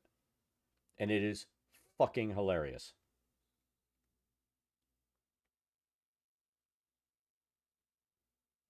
And he destroyed 2 sets of plate to the same type of creature on the same level of a dungeon.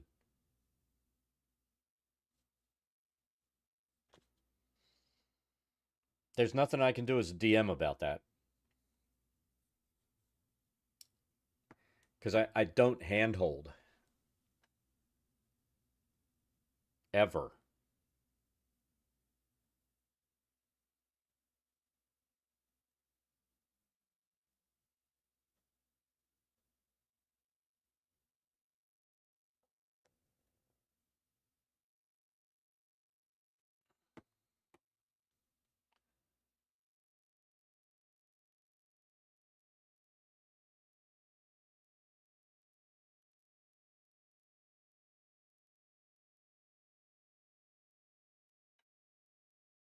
There's so much stuff in this damn dungeon that destroys gear. It's hilarious.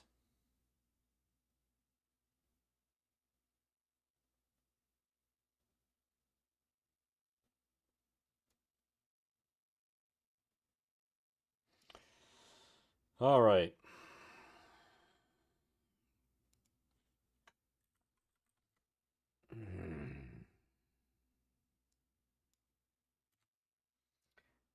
I think it's this.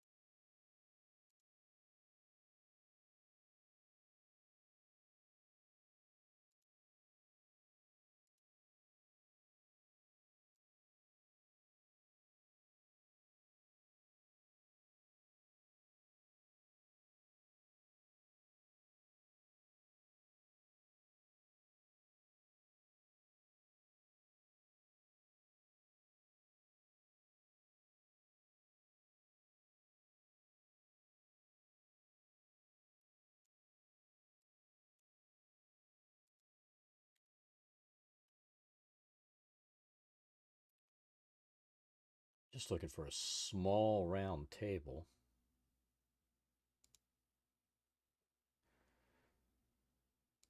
But that's what we're going to do.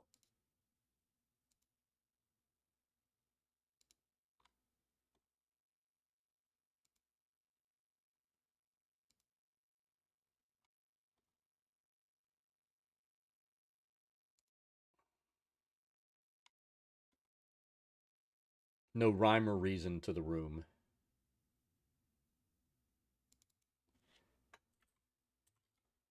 Wonder if... Ooh.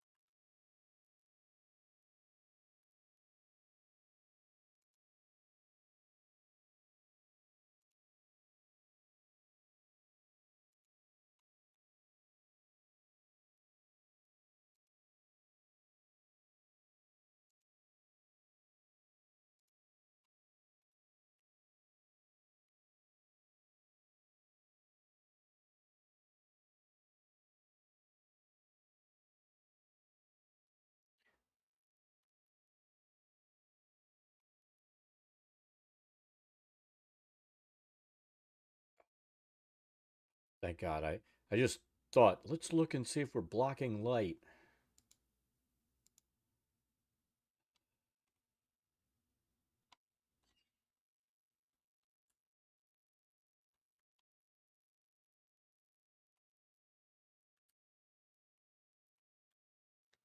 All right, so we need some... I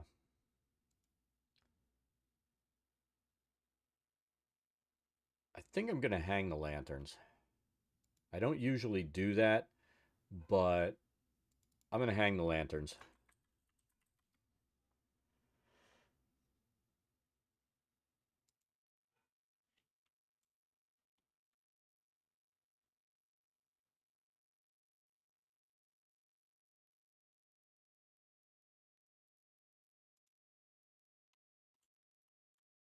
And this room has like some purple light in it. And I ended up doing that inside of Foundry.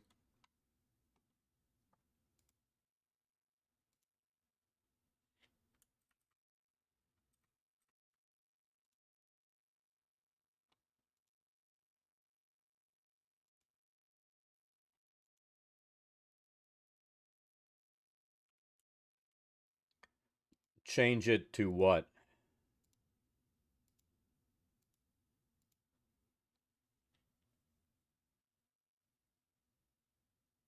You mean the picture? I usually just look for whatever image I want on the internet, and then I'll go in, right click, I think it's right click on the token on this sheet, and I'll make changes there.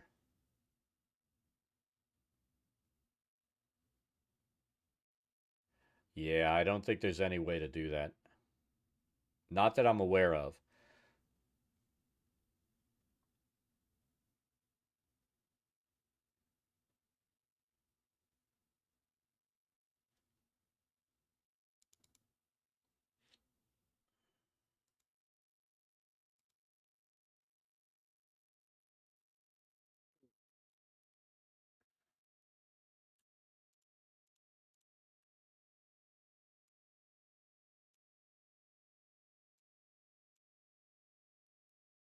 No.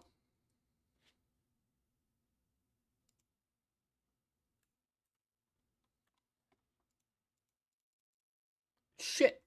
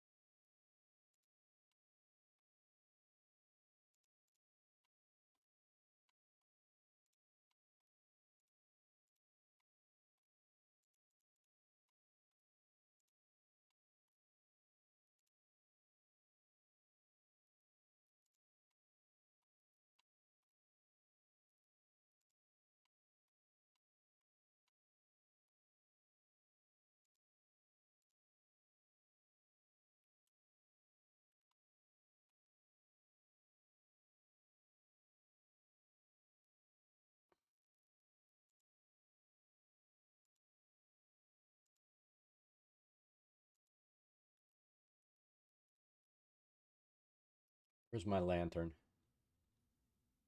Oh, it's on. It's on. There we go. Somehow we missed one.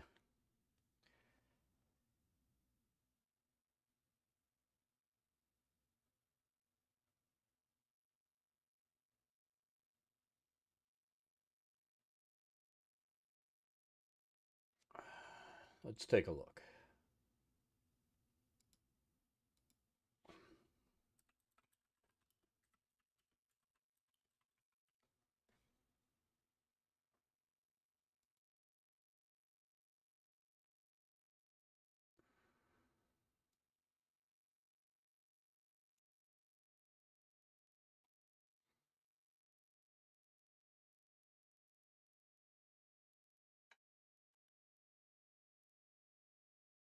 All right.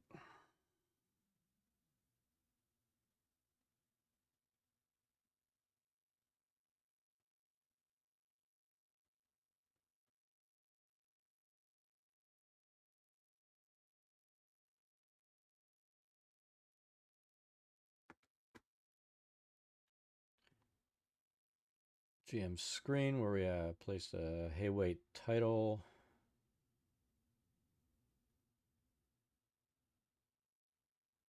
Or tile.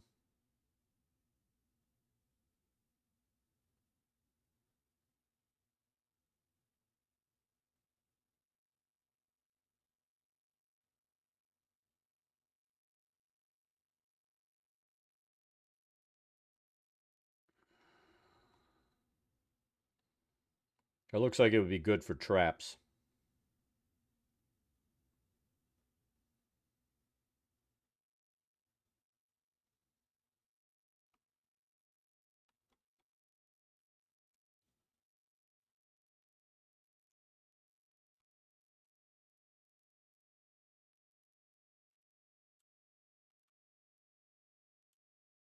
All right, so room 10 is done.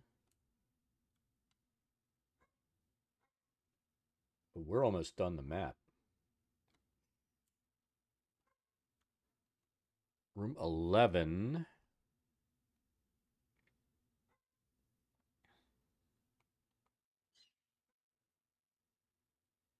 Alcove, deep alcove, contains a large pile of humanoid bones.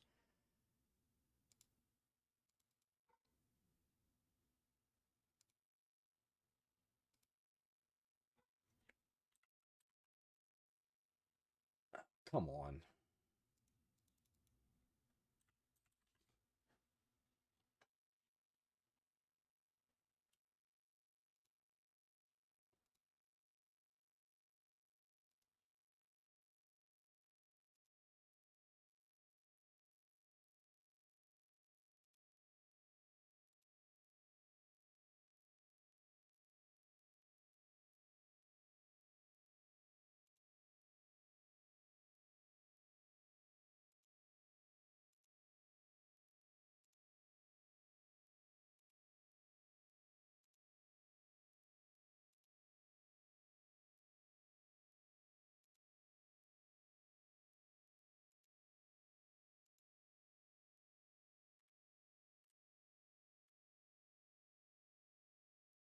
So we need this to be about 0.5. Same thing here. And we're going to do, oops, what we've been doing. To create a pile.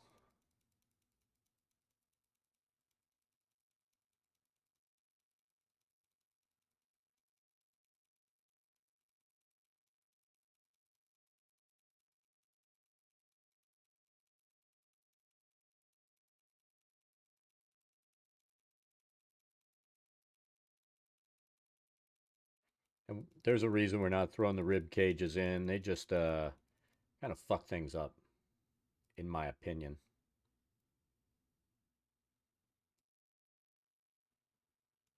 All right, so copy and then paste. We're going to do what we've been doing.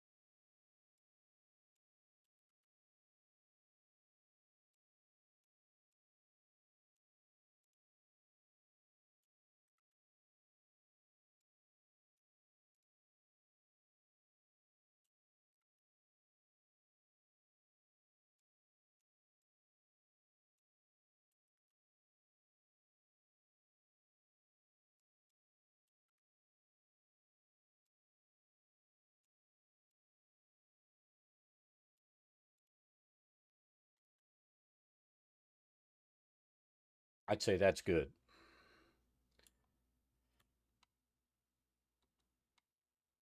So 11 has the humanoid bones. Other stuff is upstairs that we've already done.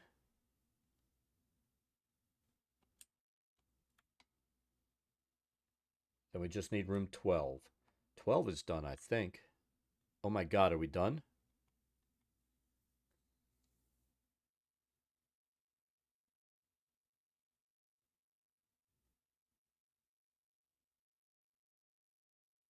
Oh my god, we're done.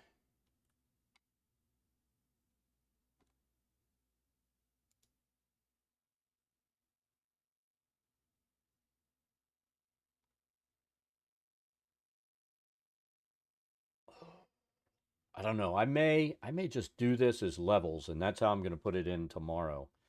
Let me take a look at the time. I'm really tempted to just keep it, do it as separate scenes, and then experiment. I don't even know how much experimentation I have to do since we're going to use the just the multi-level tokens module.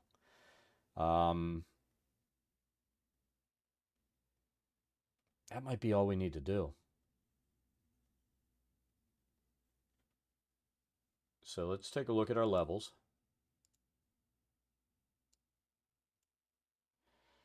All right, so this is basically the lower level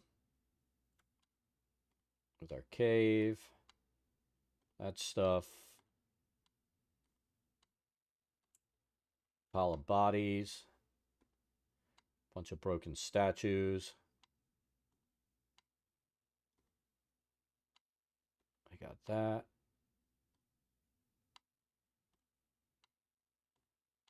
We actually put some statues in these rooms too for a change. Let's see. We have our screaming skulls. Got that. That's the teleportation statue. I'm going to make sure that room is actually empty.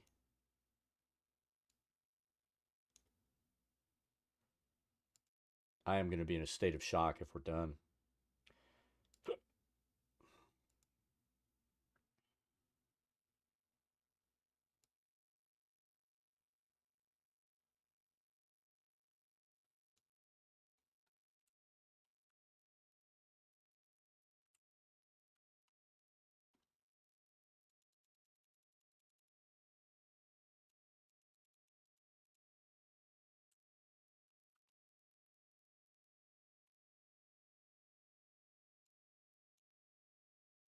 Vestibule.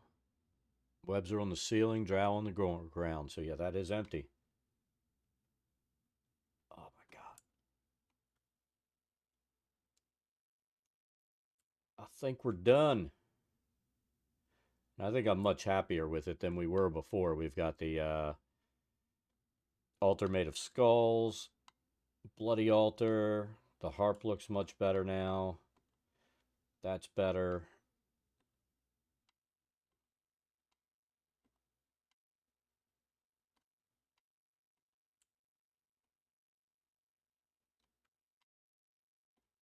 So there's that.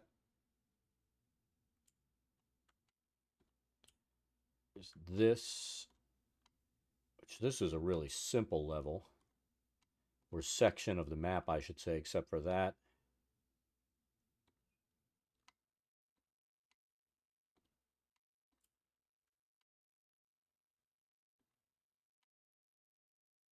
So that's completed. And then we finished this last week, and they've already gone through this zone. But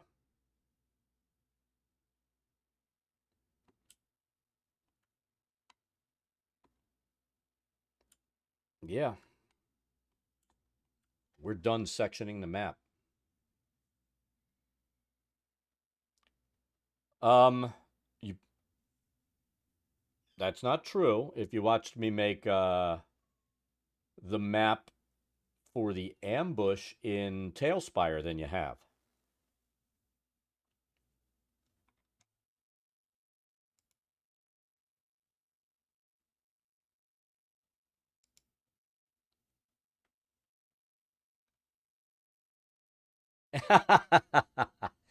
I mean, I've spent the last year working on finishing off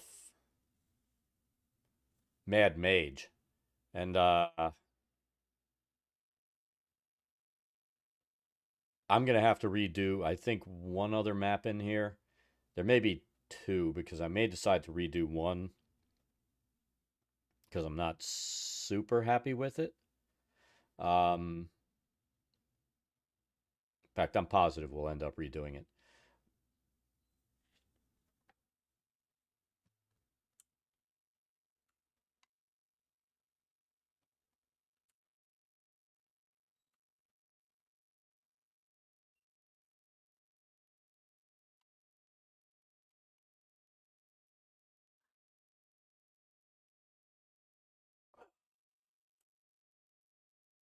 This bothers me because they're basically sitting the same position. That needs to be rotated or something and moved.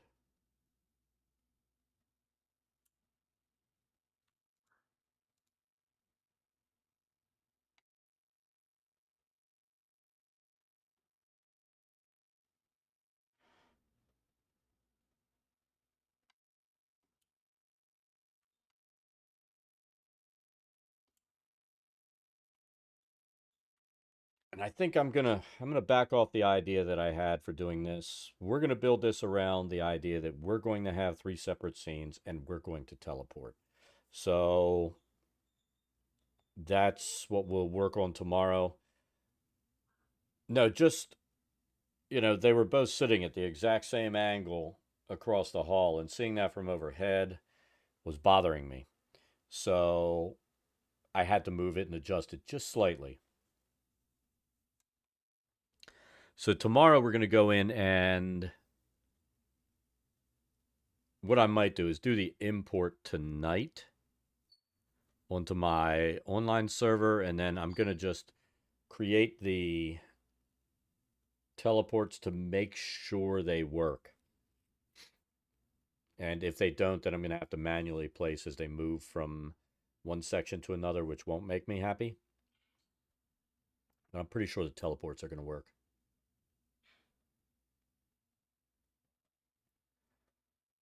And there's no real option for combat from one level to another. They're going to end up having to fight that shambling mound of skeletons on this next level. Because they're going to have to travel through here to get up to where Muiral is.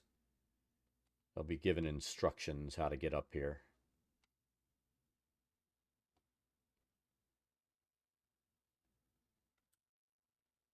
Do not populate your compendiums.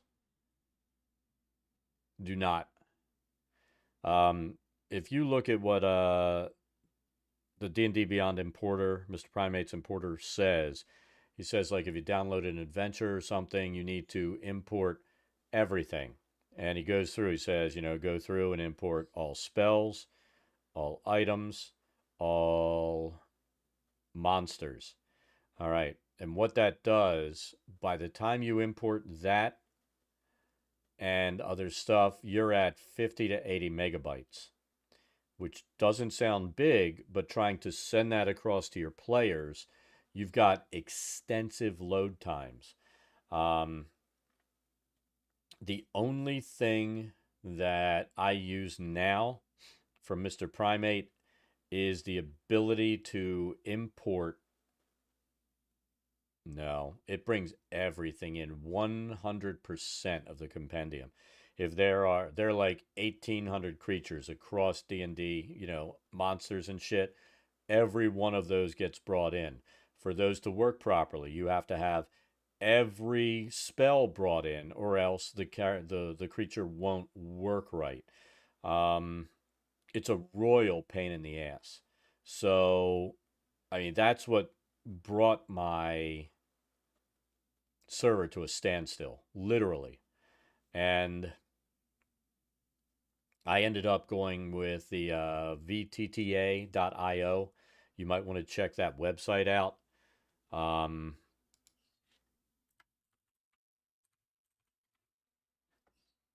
and download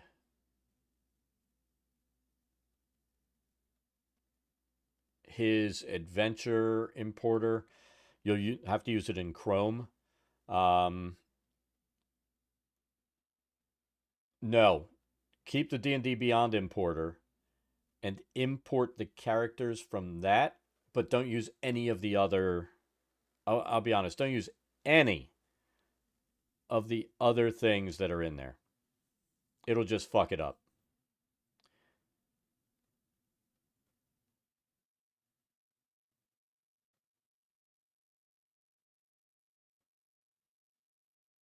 And in fact, I'm probably going to drop my Patreon for Mr. Primate's thing because I'm just using the free thing, the D&D Beyond importer.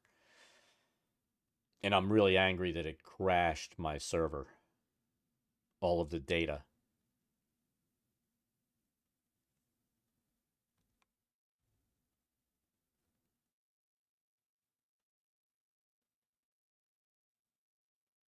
It replicates too many.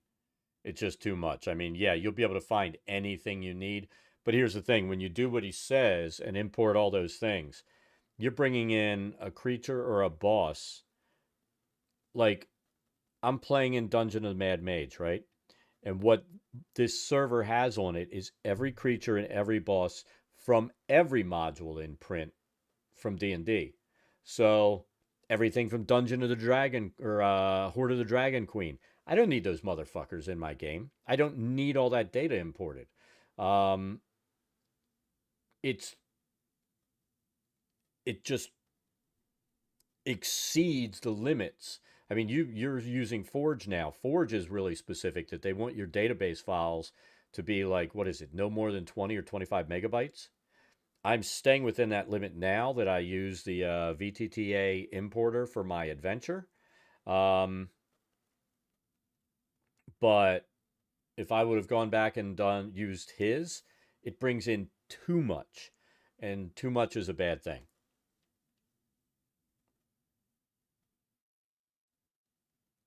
So you have to live with the database size requirements that they have, and you've got to look at that like it's gospel because you start going above it every little bit, it does crazy stuff.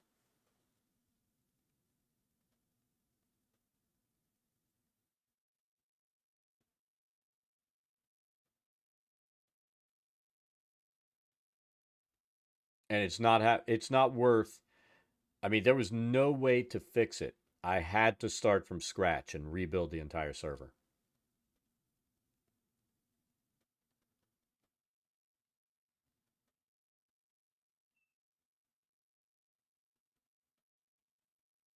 And and I won't do that again.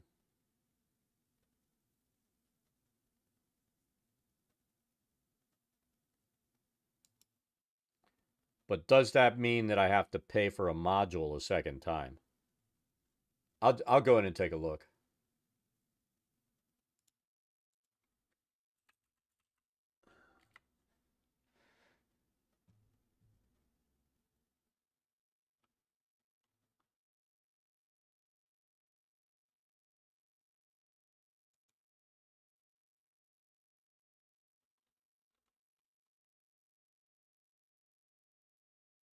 What the fuck?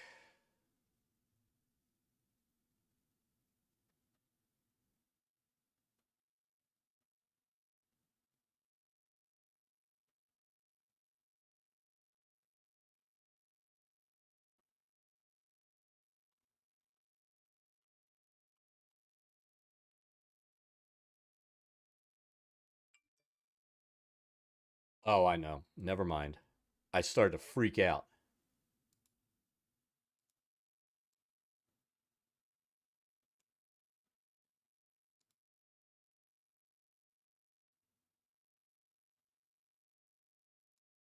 It's another what? Patreon?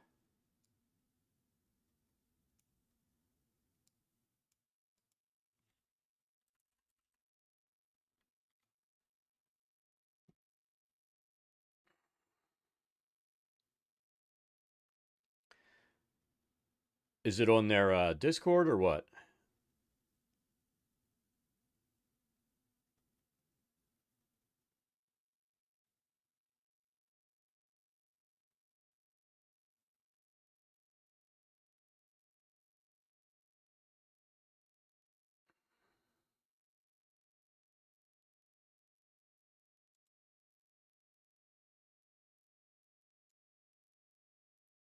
Let's take a look.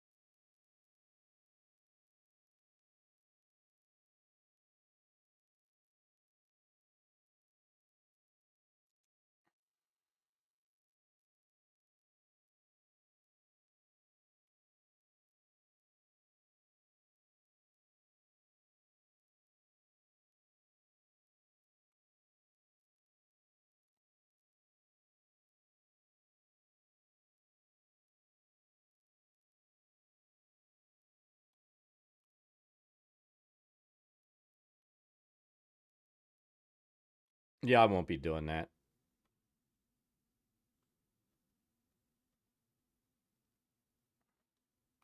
As long as they don't turn off the ability to use like VTTA.io and DDB importer, then we're fine. If they do, then I'll go back to running on desktop and have everybody sign in to me.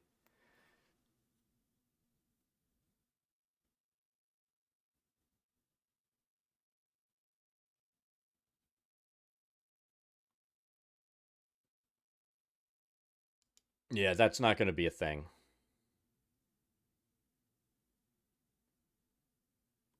I'm curious. Let's take a look.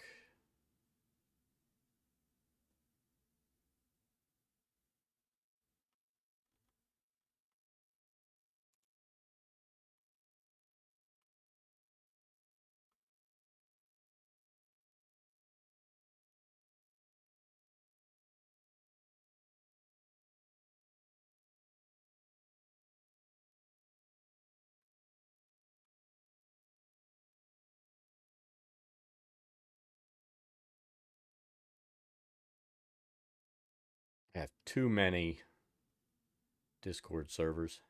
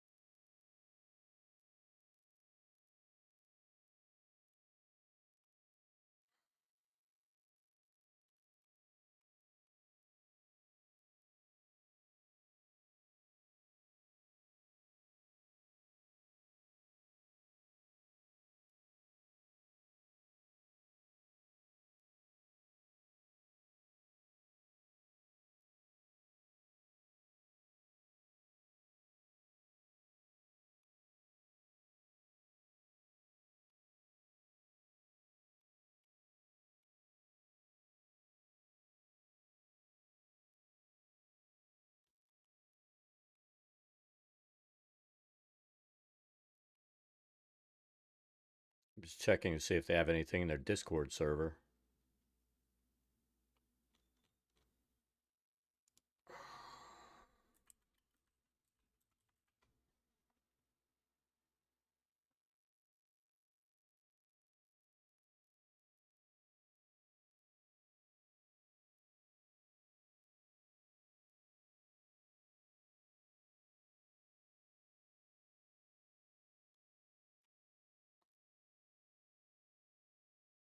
Doesn't look like anything in there.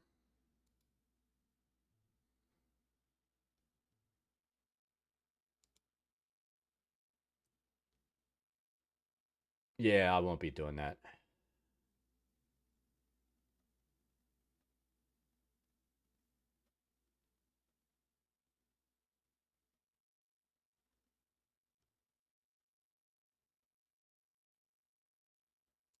Like I said, worst case scenario,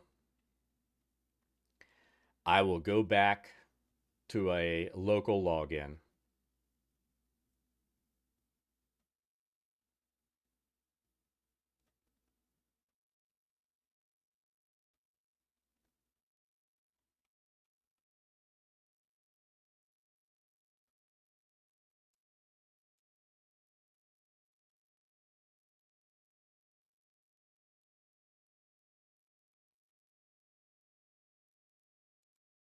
Crazy.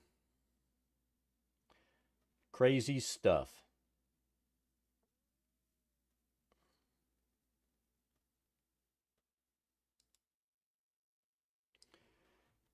All right. Let's do a save since this is complete.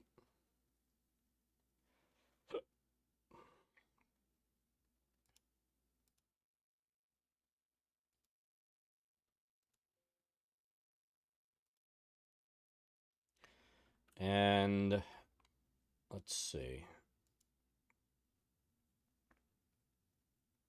Let's see how our export's going to work.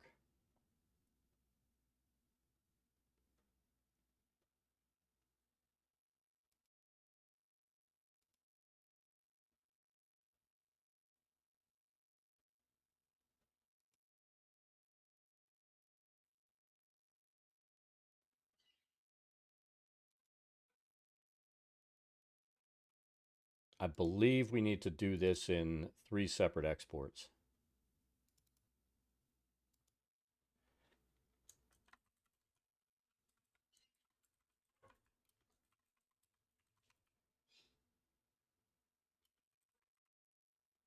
We'll just name that lower.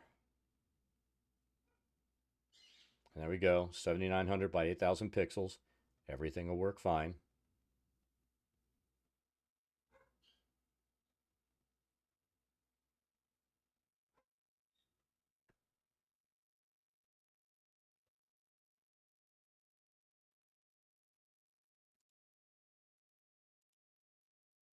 Mid.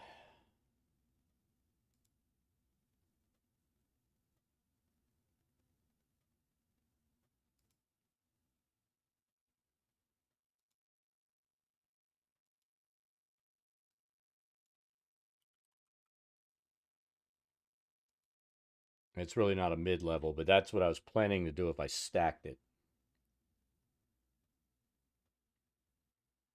And we may still experiment with that.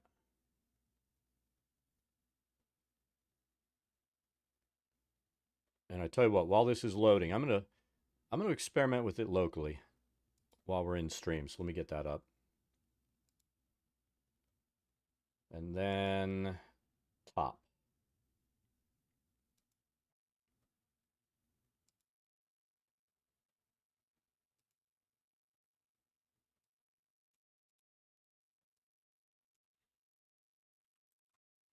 I mean, as you can see, I'm not doing it with a transparent background, so you wouldn't be able to do what my original plan was anyway.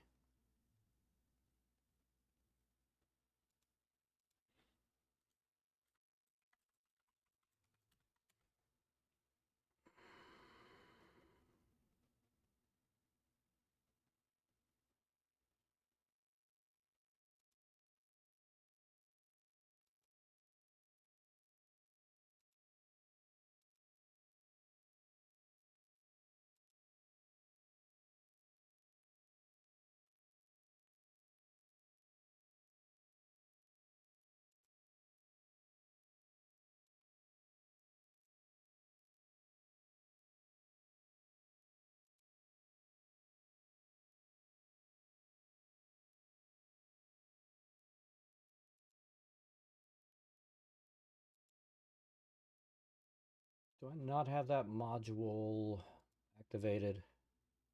I don't have anything activated, do I?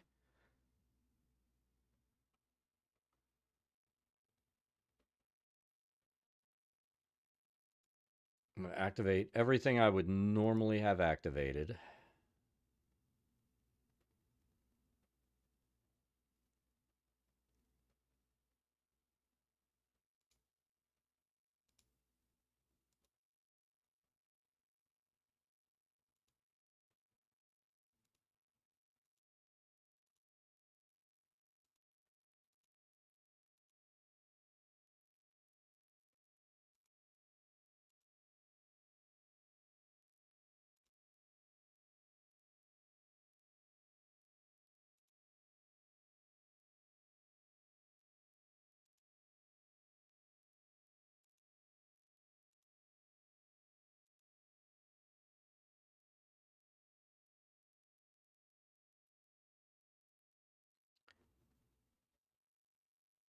You have to play with the settings on it.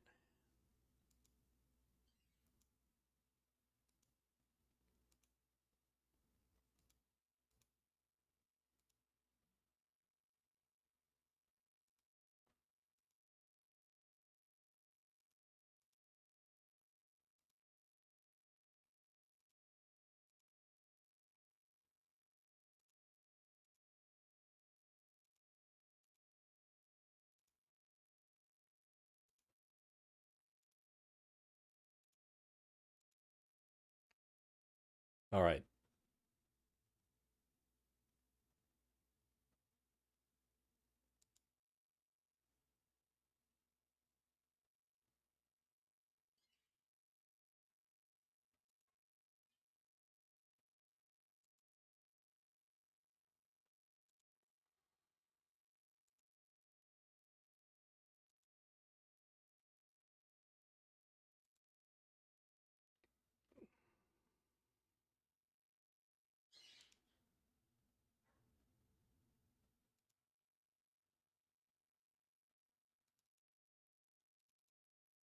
All right, so we need lower.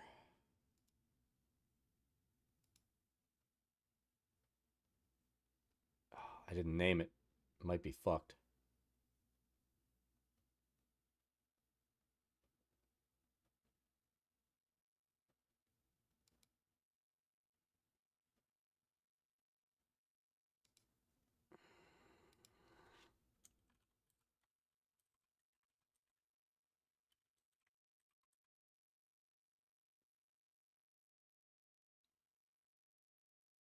Oh, it did it.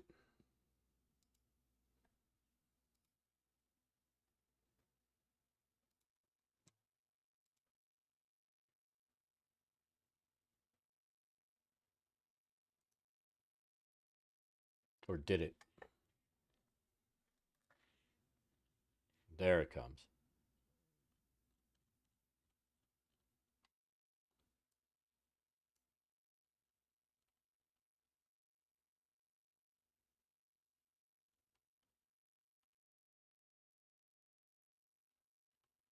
What the fuck is happening?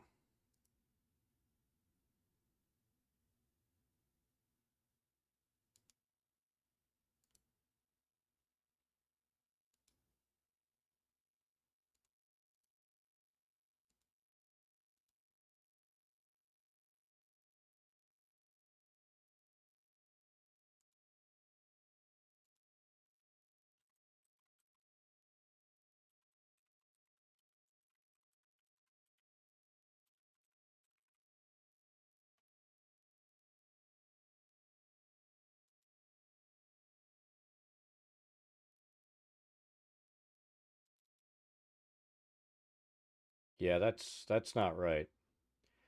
Let me do this.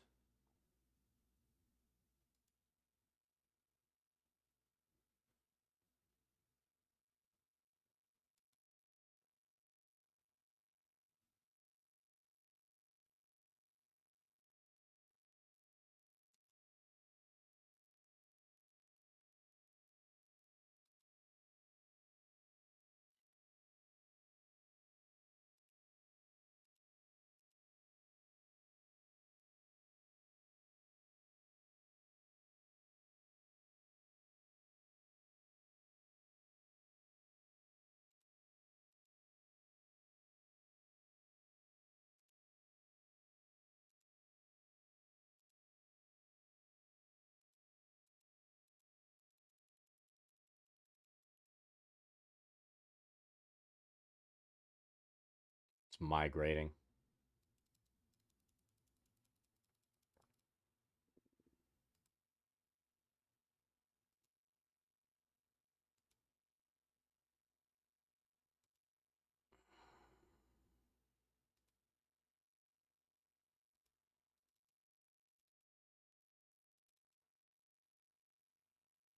See, this is correct.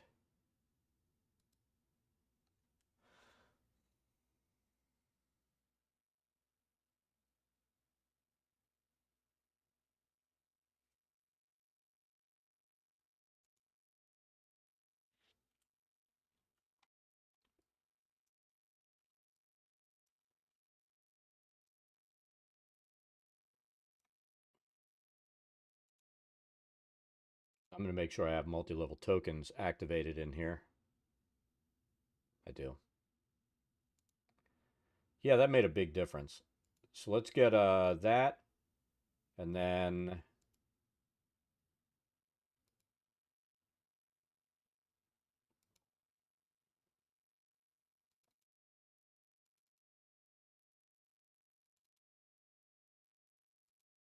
that.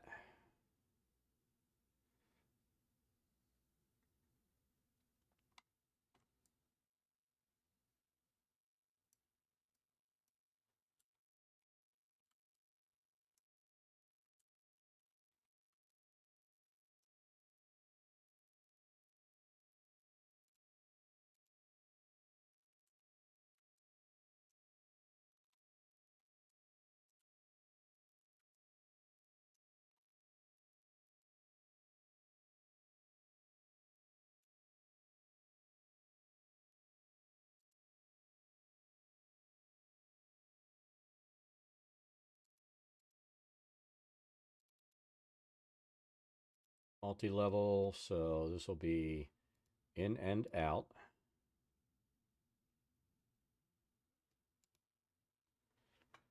What do we want to call this? Cave steps, how about that?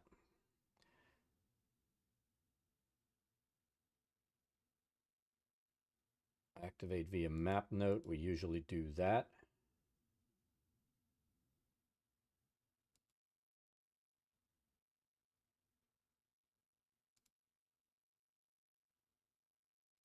Create folder.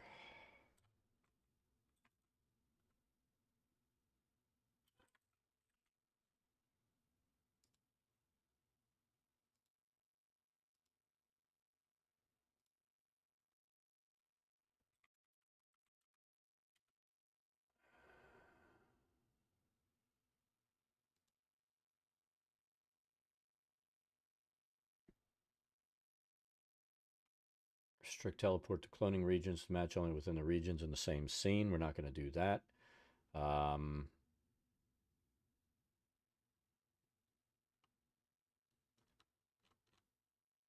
Update drawing. So that's cave steps. We're going to drop this map node on here. Then we'll go here.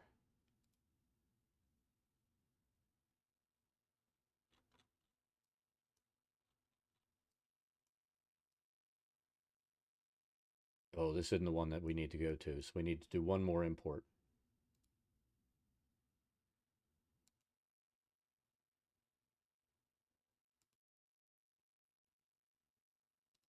It really wants me to go to Crystal Labyrinth.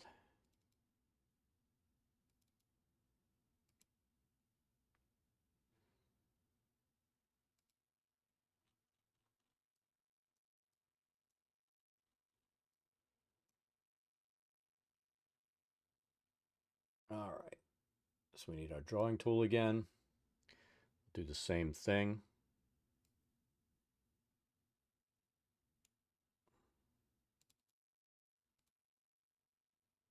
Teleport identifier. Cave steps, right? Snap to grid. I'm not worried about any of that.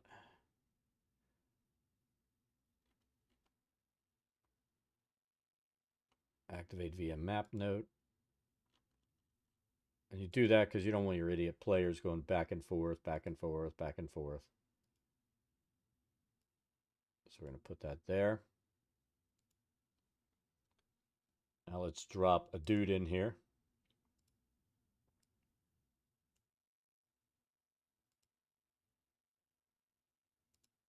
Click the map note. See, he's gone. Now watch. And there he is.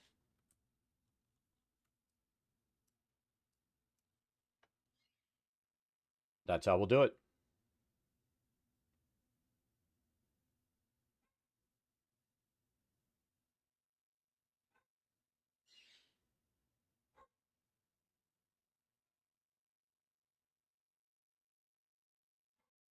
I'm just super impressed right now that we got that to work perfectly.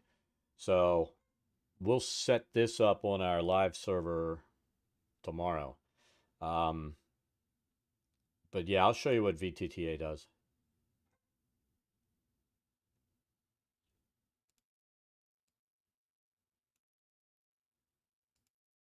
Where did my map note go?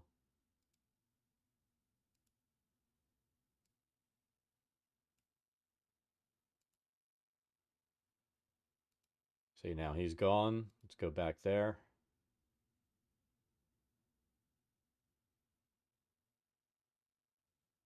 No, no, no.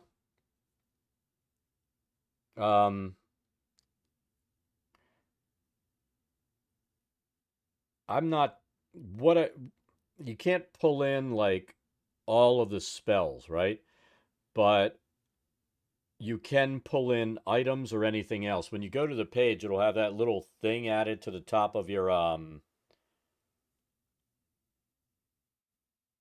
page. You know, it'll say like import or it'll say up to date or whatever. You know, you just click and import the items that you need. I wouldn't try to import everything in the book.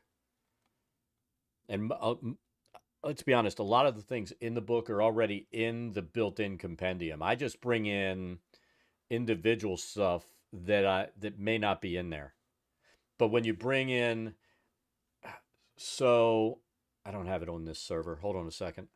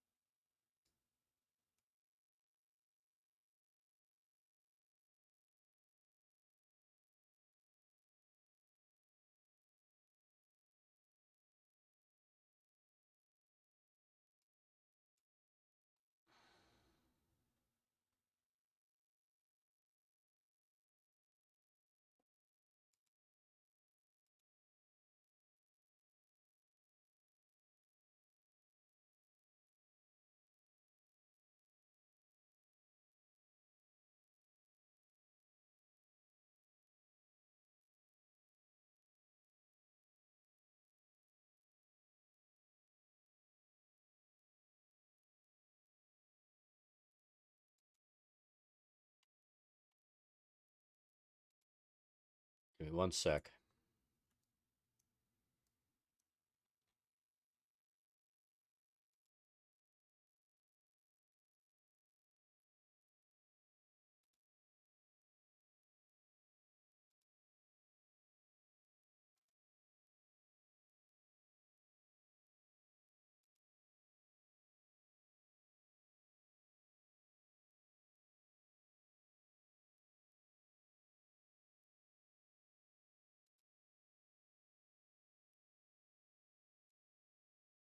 All right, so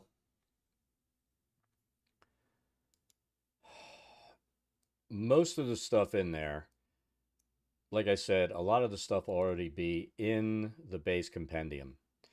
Now, when you import stuff in through VTTA, it's going to bring it in here where it says D&D Beyond integration. So any spells you end up importing in through there are going to come in under their spell school. Any weapons that may not be brought in initially, like Dagger of Blindsight, Staff of Flowers, that gets brought in. It'll create under your items directory a folder that'll bring that crap in. So, stuff that's not already in the compendium, you have to go in and import individually. Now, if we go in here, let's see.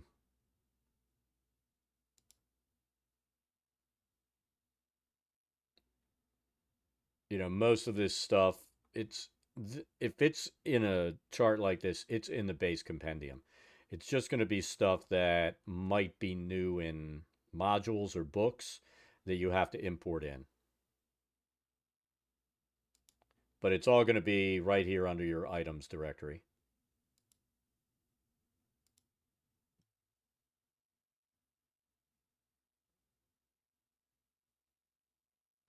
Yeah, well, then you'll just have to go in the ones that you want, bring them. I would bring only the ones in individually.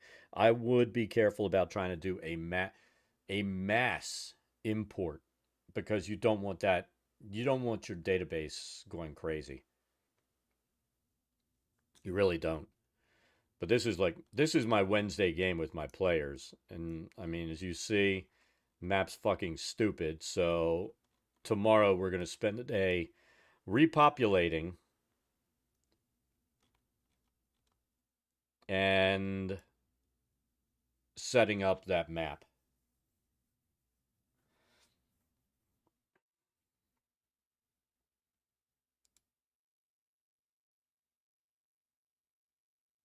In fact,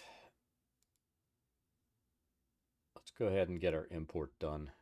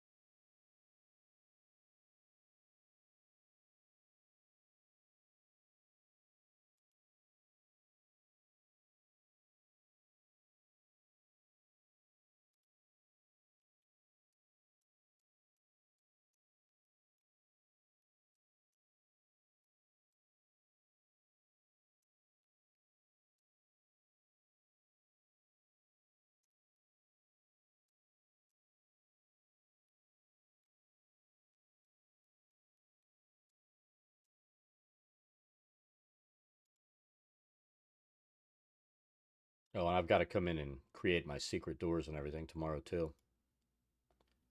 Might be tomorrow and Wednesday getting this thing done.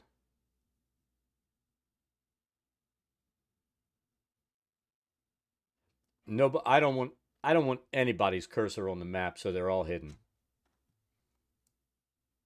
If I'm being totally honest, I don't want to see anybody's cursor doing a damn thing. Drives me crazy.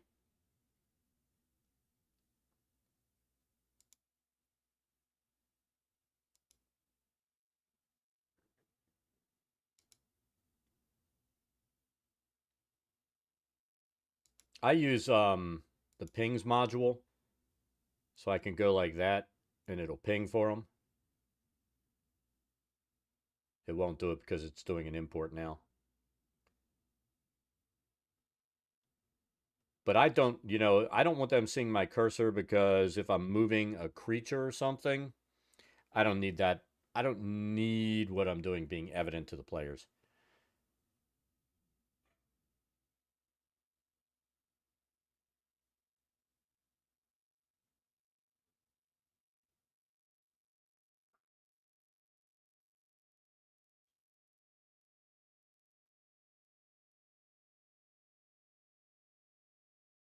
So that's what I do with the pings module. I just point doing that. I'm like, this is where this is. This is where this is. Look at the ping.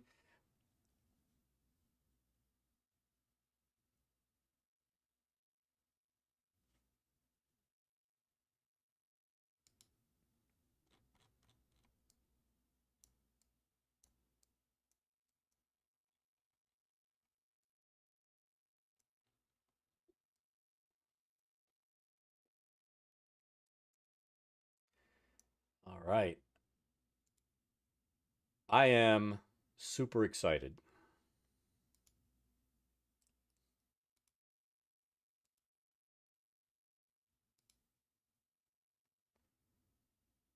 We have our 3 maps ready to rock and roll.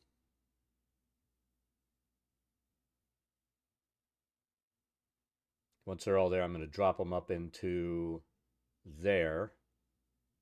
The only thing I'm not excited about is redoing all of my damned creatures and stuff in here.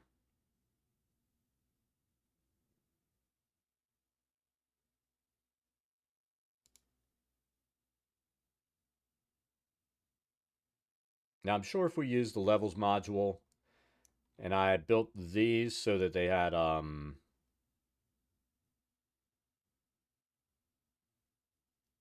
transparent backgrounds, it did all that stuff, it would make life easier. But it's still going to be better than what I had, and they'll all be able to see the map at this point. So I think this is how I'm going to export it, is this way, not with the transparent backgrounds until I've messed with that and building the maps around having that ready.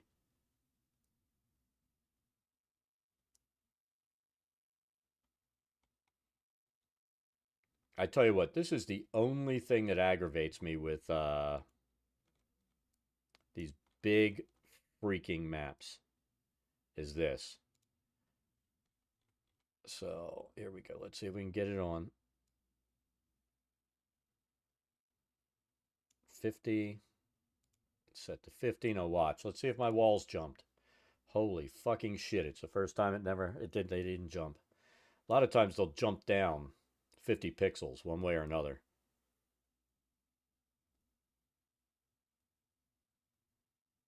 All right, so that one is ready. I'm going to do some of the basic prep while we're sitting here.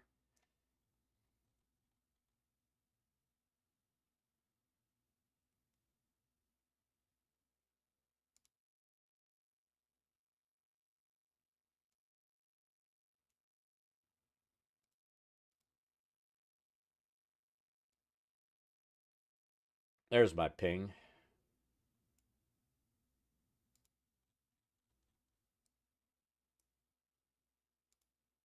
Walls didn't shift. 2 for 2. I shouldn't get cocky.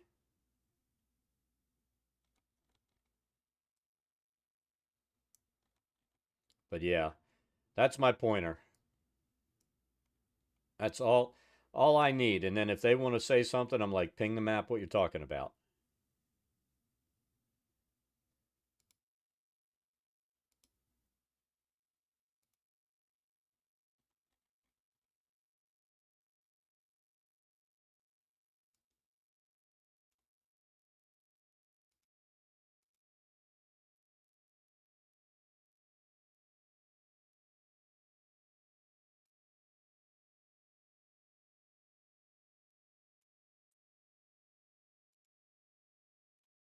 Come on, show me the love.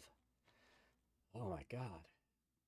That is literally a first. I've never had these walls not kick one way or another. I'm going to drop a player character in here, and I do want to see where are the pillars. So here's where we did some line of sight. And this I do want blocked. I put it underneath. I just want it fucking blocked. They can't walk through a tree trunk. So, but they'll still be able to see or know that that's there, even though, let's face it, it's 40 feet up. They shouldn't know what the top of that looks like. But let's go ahead and let's drop our favorite NPC in here.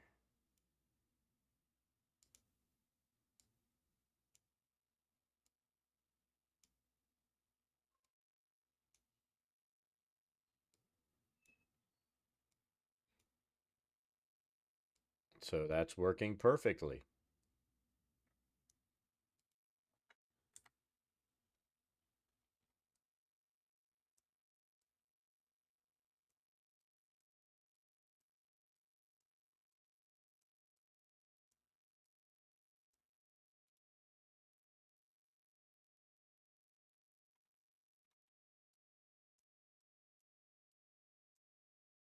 Let's drop her in the pillar room.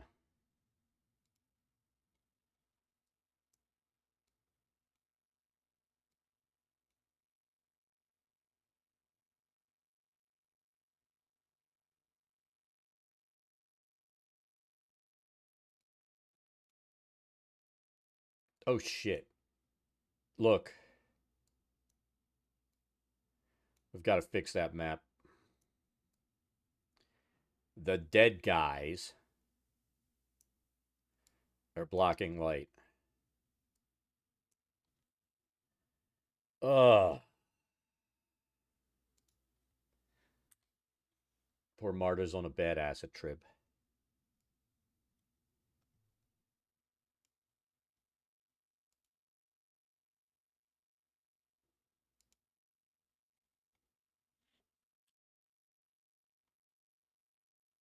Yeah, I could. Let's do that.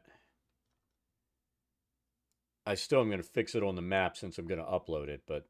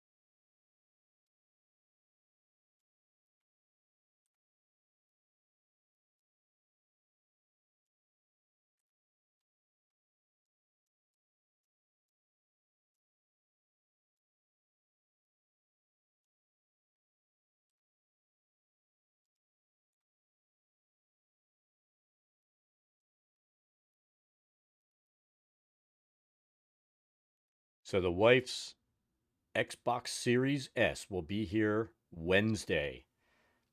Apparently Wednesday is our 35th anniversary, and this year apparently our 35th anniversary is the Xbox anniversary. It's better than Coral, let's face it.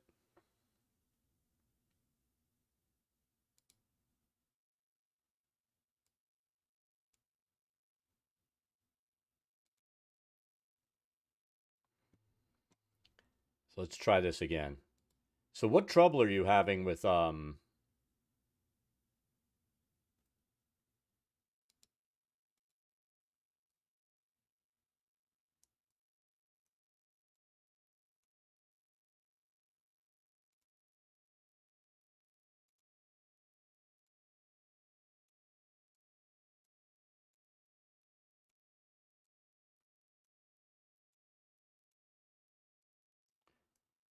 viewing?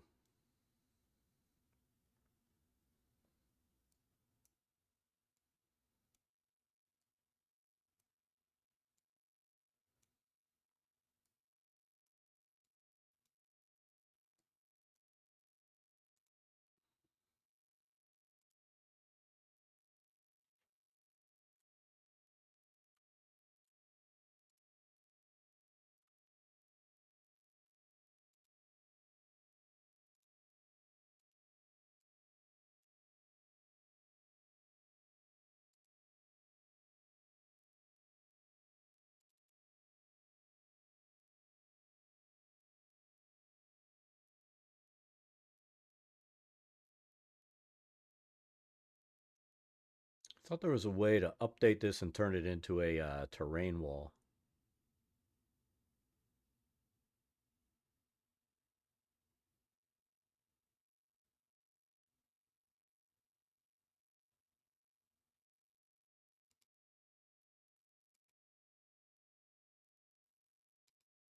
Okay.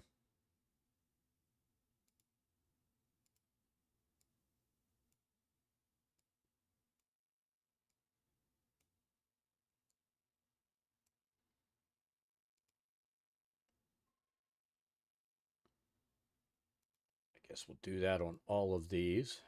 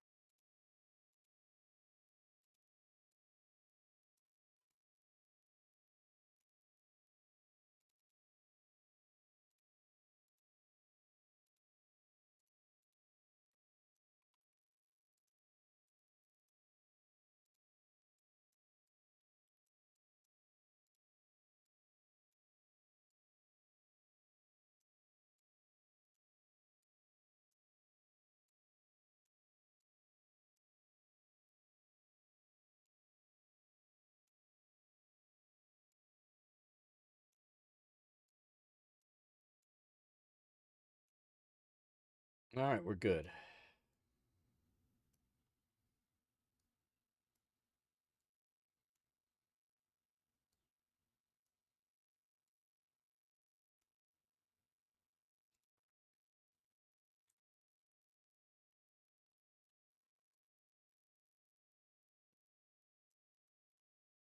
Let's drop her in here and make sure there's nothing funky happening.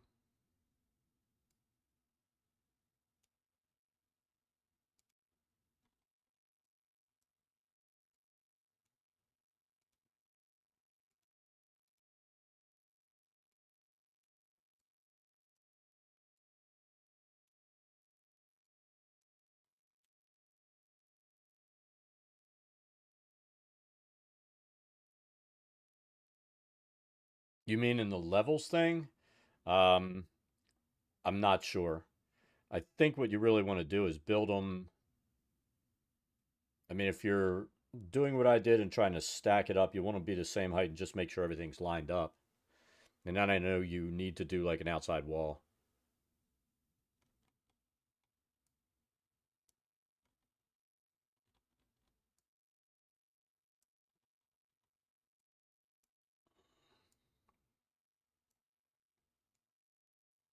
And with this map, we could not go to anything other than 100 pixels.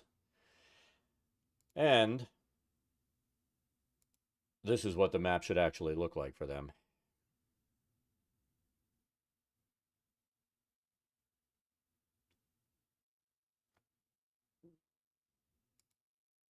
I think on my NPC, I've made the mistake of... No, she has dark vision.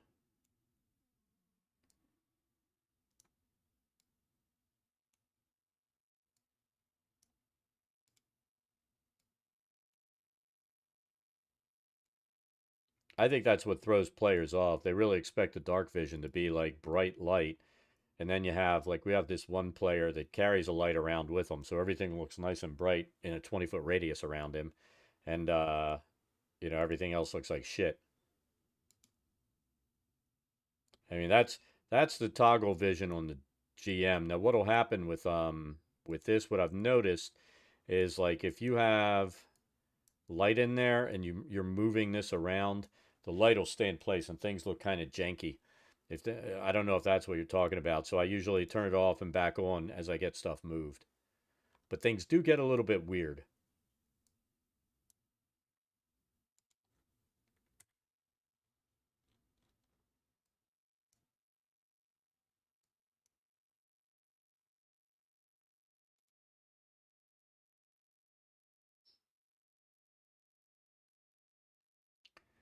Yeah, I mean, even with the lights off, it's not going to go total brightness for you.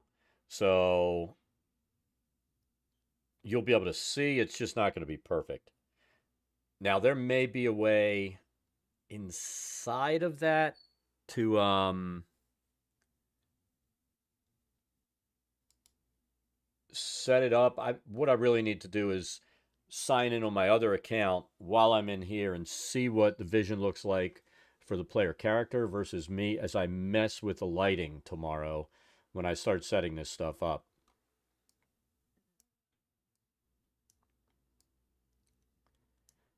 Because I have to basically repopulate all of this.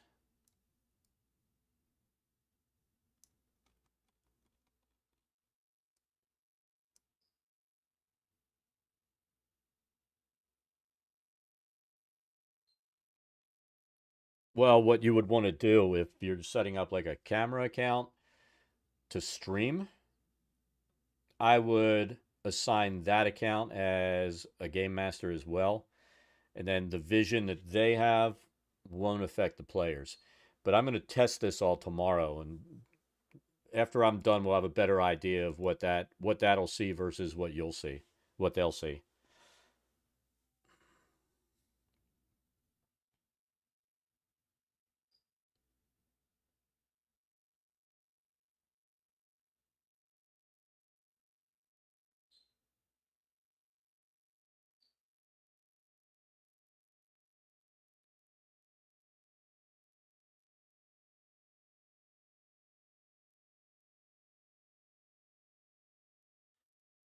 What plugin is that?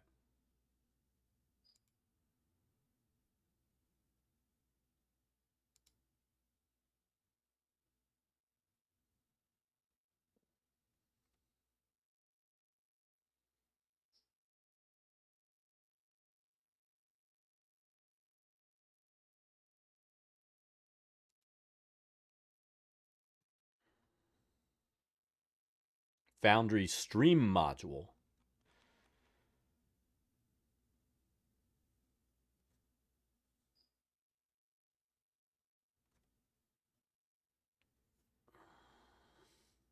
So it's made to be able to show what's happening with the stream so it bounces around.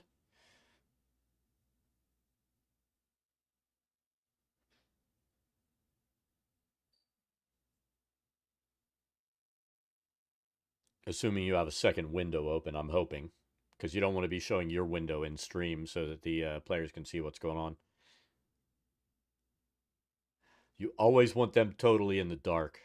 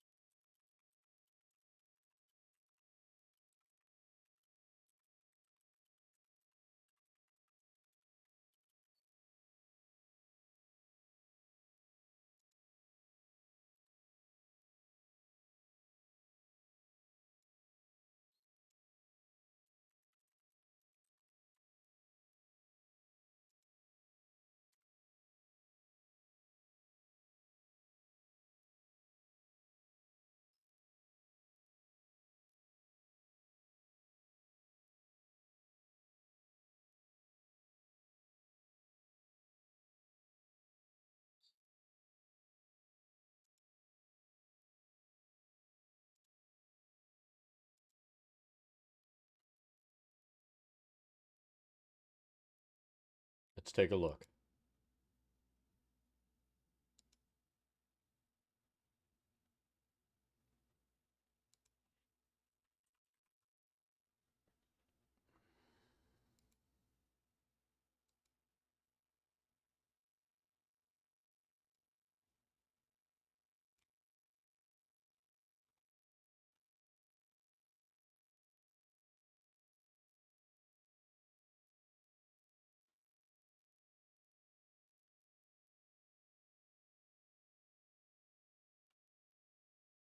Have you tested it?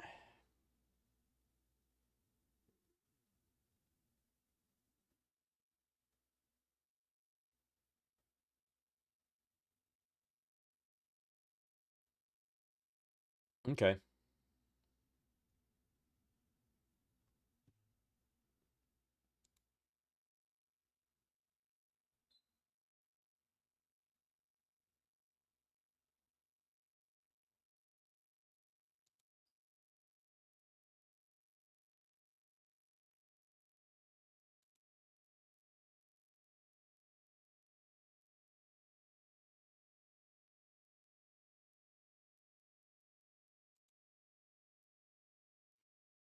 All right.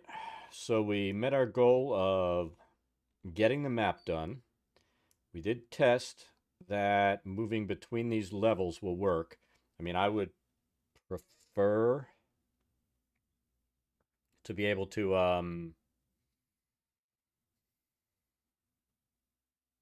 have it all on one map using levels, but I'm not going to even fuck with that because I'm not rebuilding the walls again. So tomorrow we're going to go in, set up our secret doors, set up our teleportation points, and repopulate the new map. And then we'll be totally ready for a Wednesday game. Um,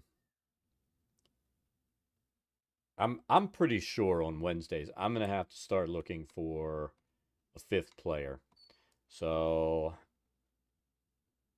because we're down to four, and I feel like they need a fifth player so they don't fucking die. Um, so I don't know. Maybe I'll put something up and see if we can bring a fifth player in.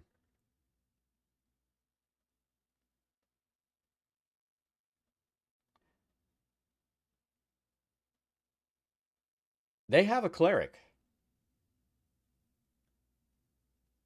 Their if their party is made up of cleric, druid, sorcerer, and monk. So they don't have a tank. And then they have the NPC that I was going to get rid of, but they're always short on players every week, right? And so that NPC keeps traveling with them, and it's the only reason that they haven't died. They had a pally for a while, um, but he got a new job and was working late Wednesdays and bought a new house. So, you know, life comes into play. The other player, we were at 6 players, and the other player's a kid in college. Between his schoolwork and working in the family restaurant, he can't play until maybe next year summer again if he's able to pick up. So yeah, they are gonna need somebody to tank for them. Right now, their tank is the fucking druid when she shape changes, and it's gonna be a matter of no matter what she's shape changing into, the shit that's gonna get dropped on them as they move up, it's gonna go through all of those basically temporary hit points from the shapeshift, and yeah, she's gonna start feeling that really bad.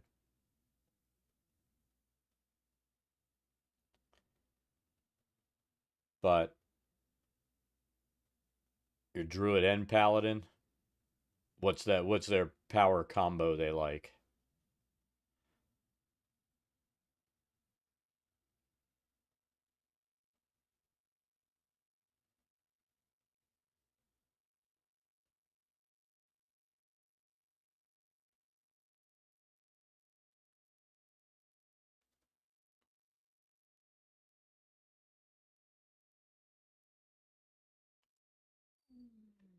All right. Oh shit. I hate when you touch that and everything minimizes. That's the best.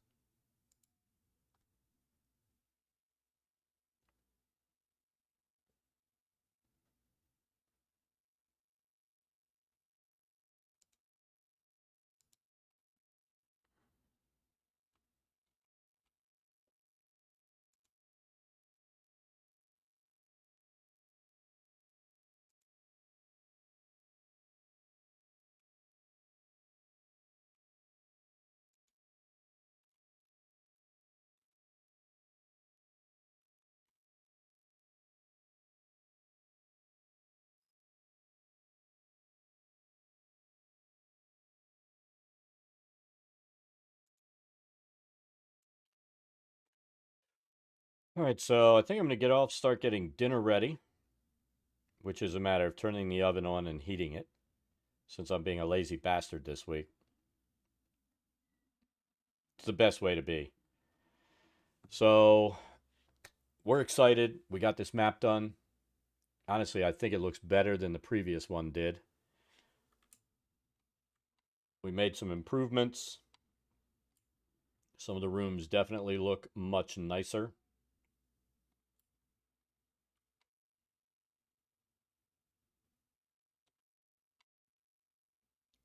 We just need to get the players up here so they can die to the big bad evil guy.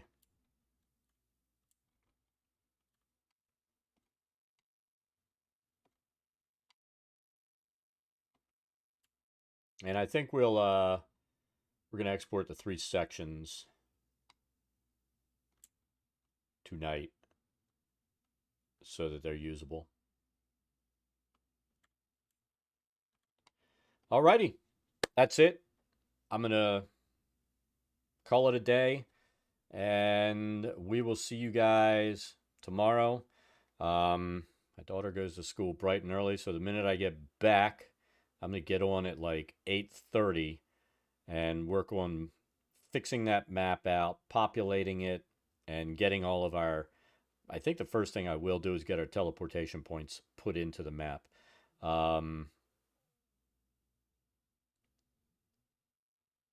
And that won't take long. It's just going to be a matter of throwing all that shit in there. All the monsters, creatures, everything. Except for the areas where they already killed stuff. But we'll be on early tomorrow. Should be streaming until probably 4, 5. And I'm hoping we'll get that done. If we get that done, we might jump in and start working on the other map that I know I need to take down in size. So that'll be it. Everybody have an awesome rest of your day, and we will see you next time.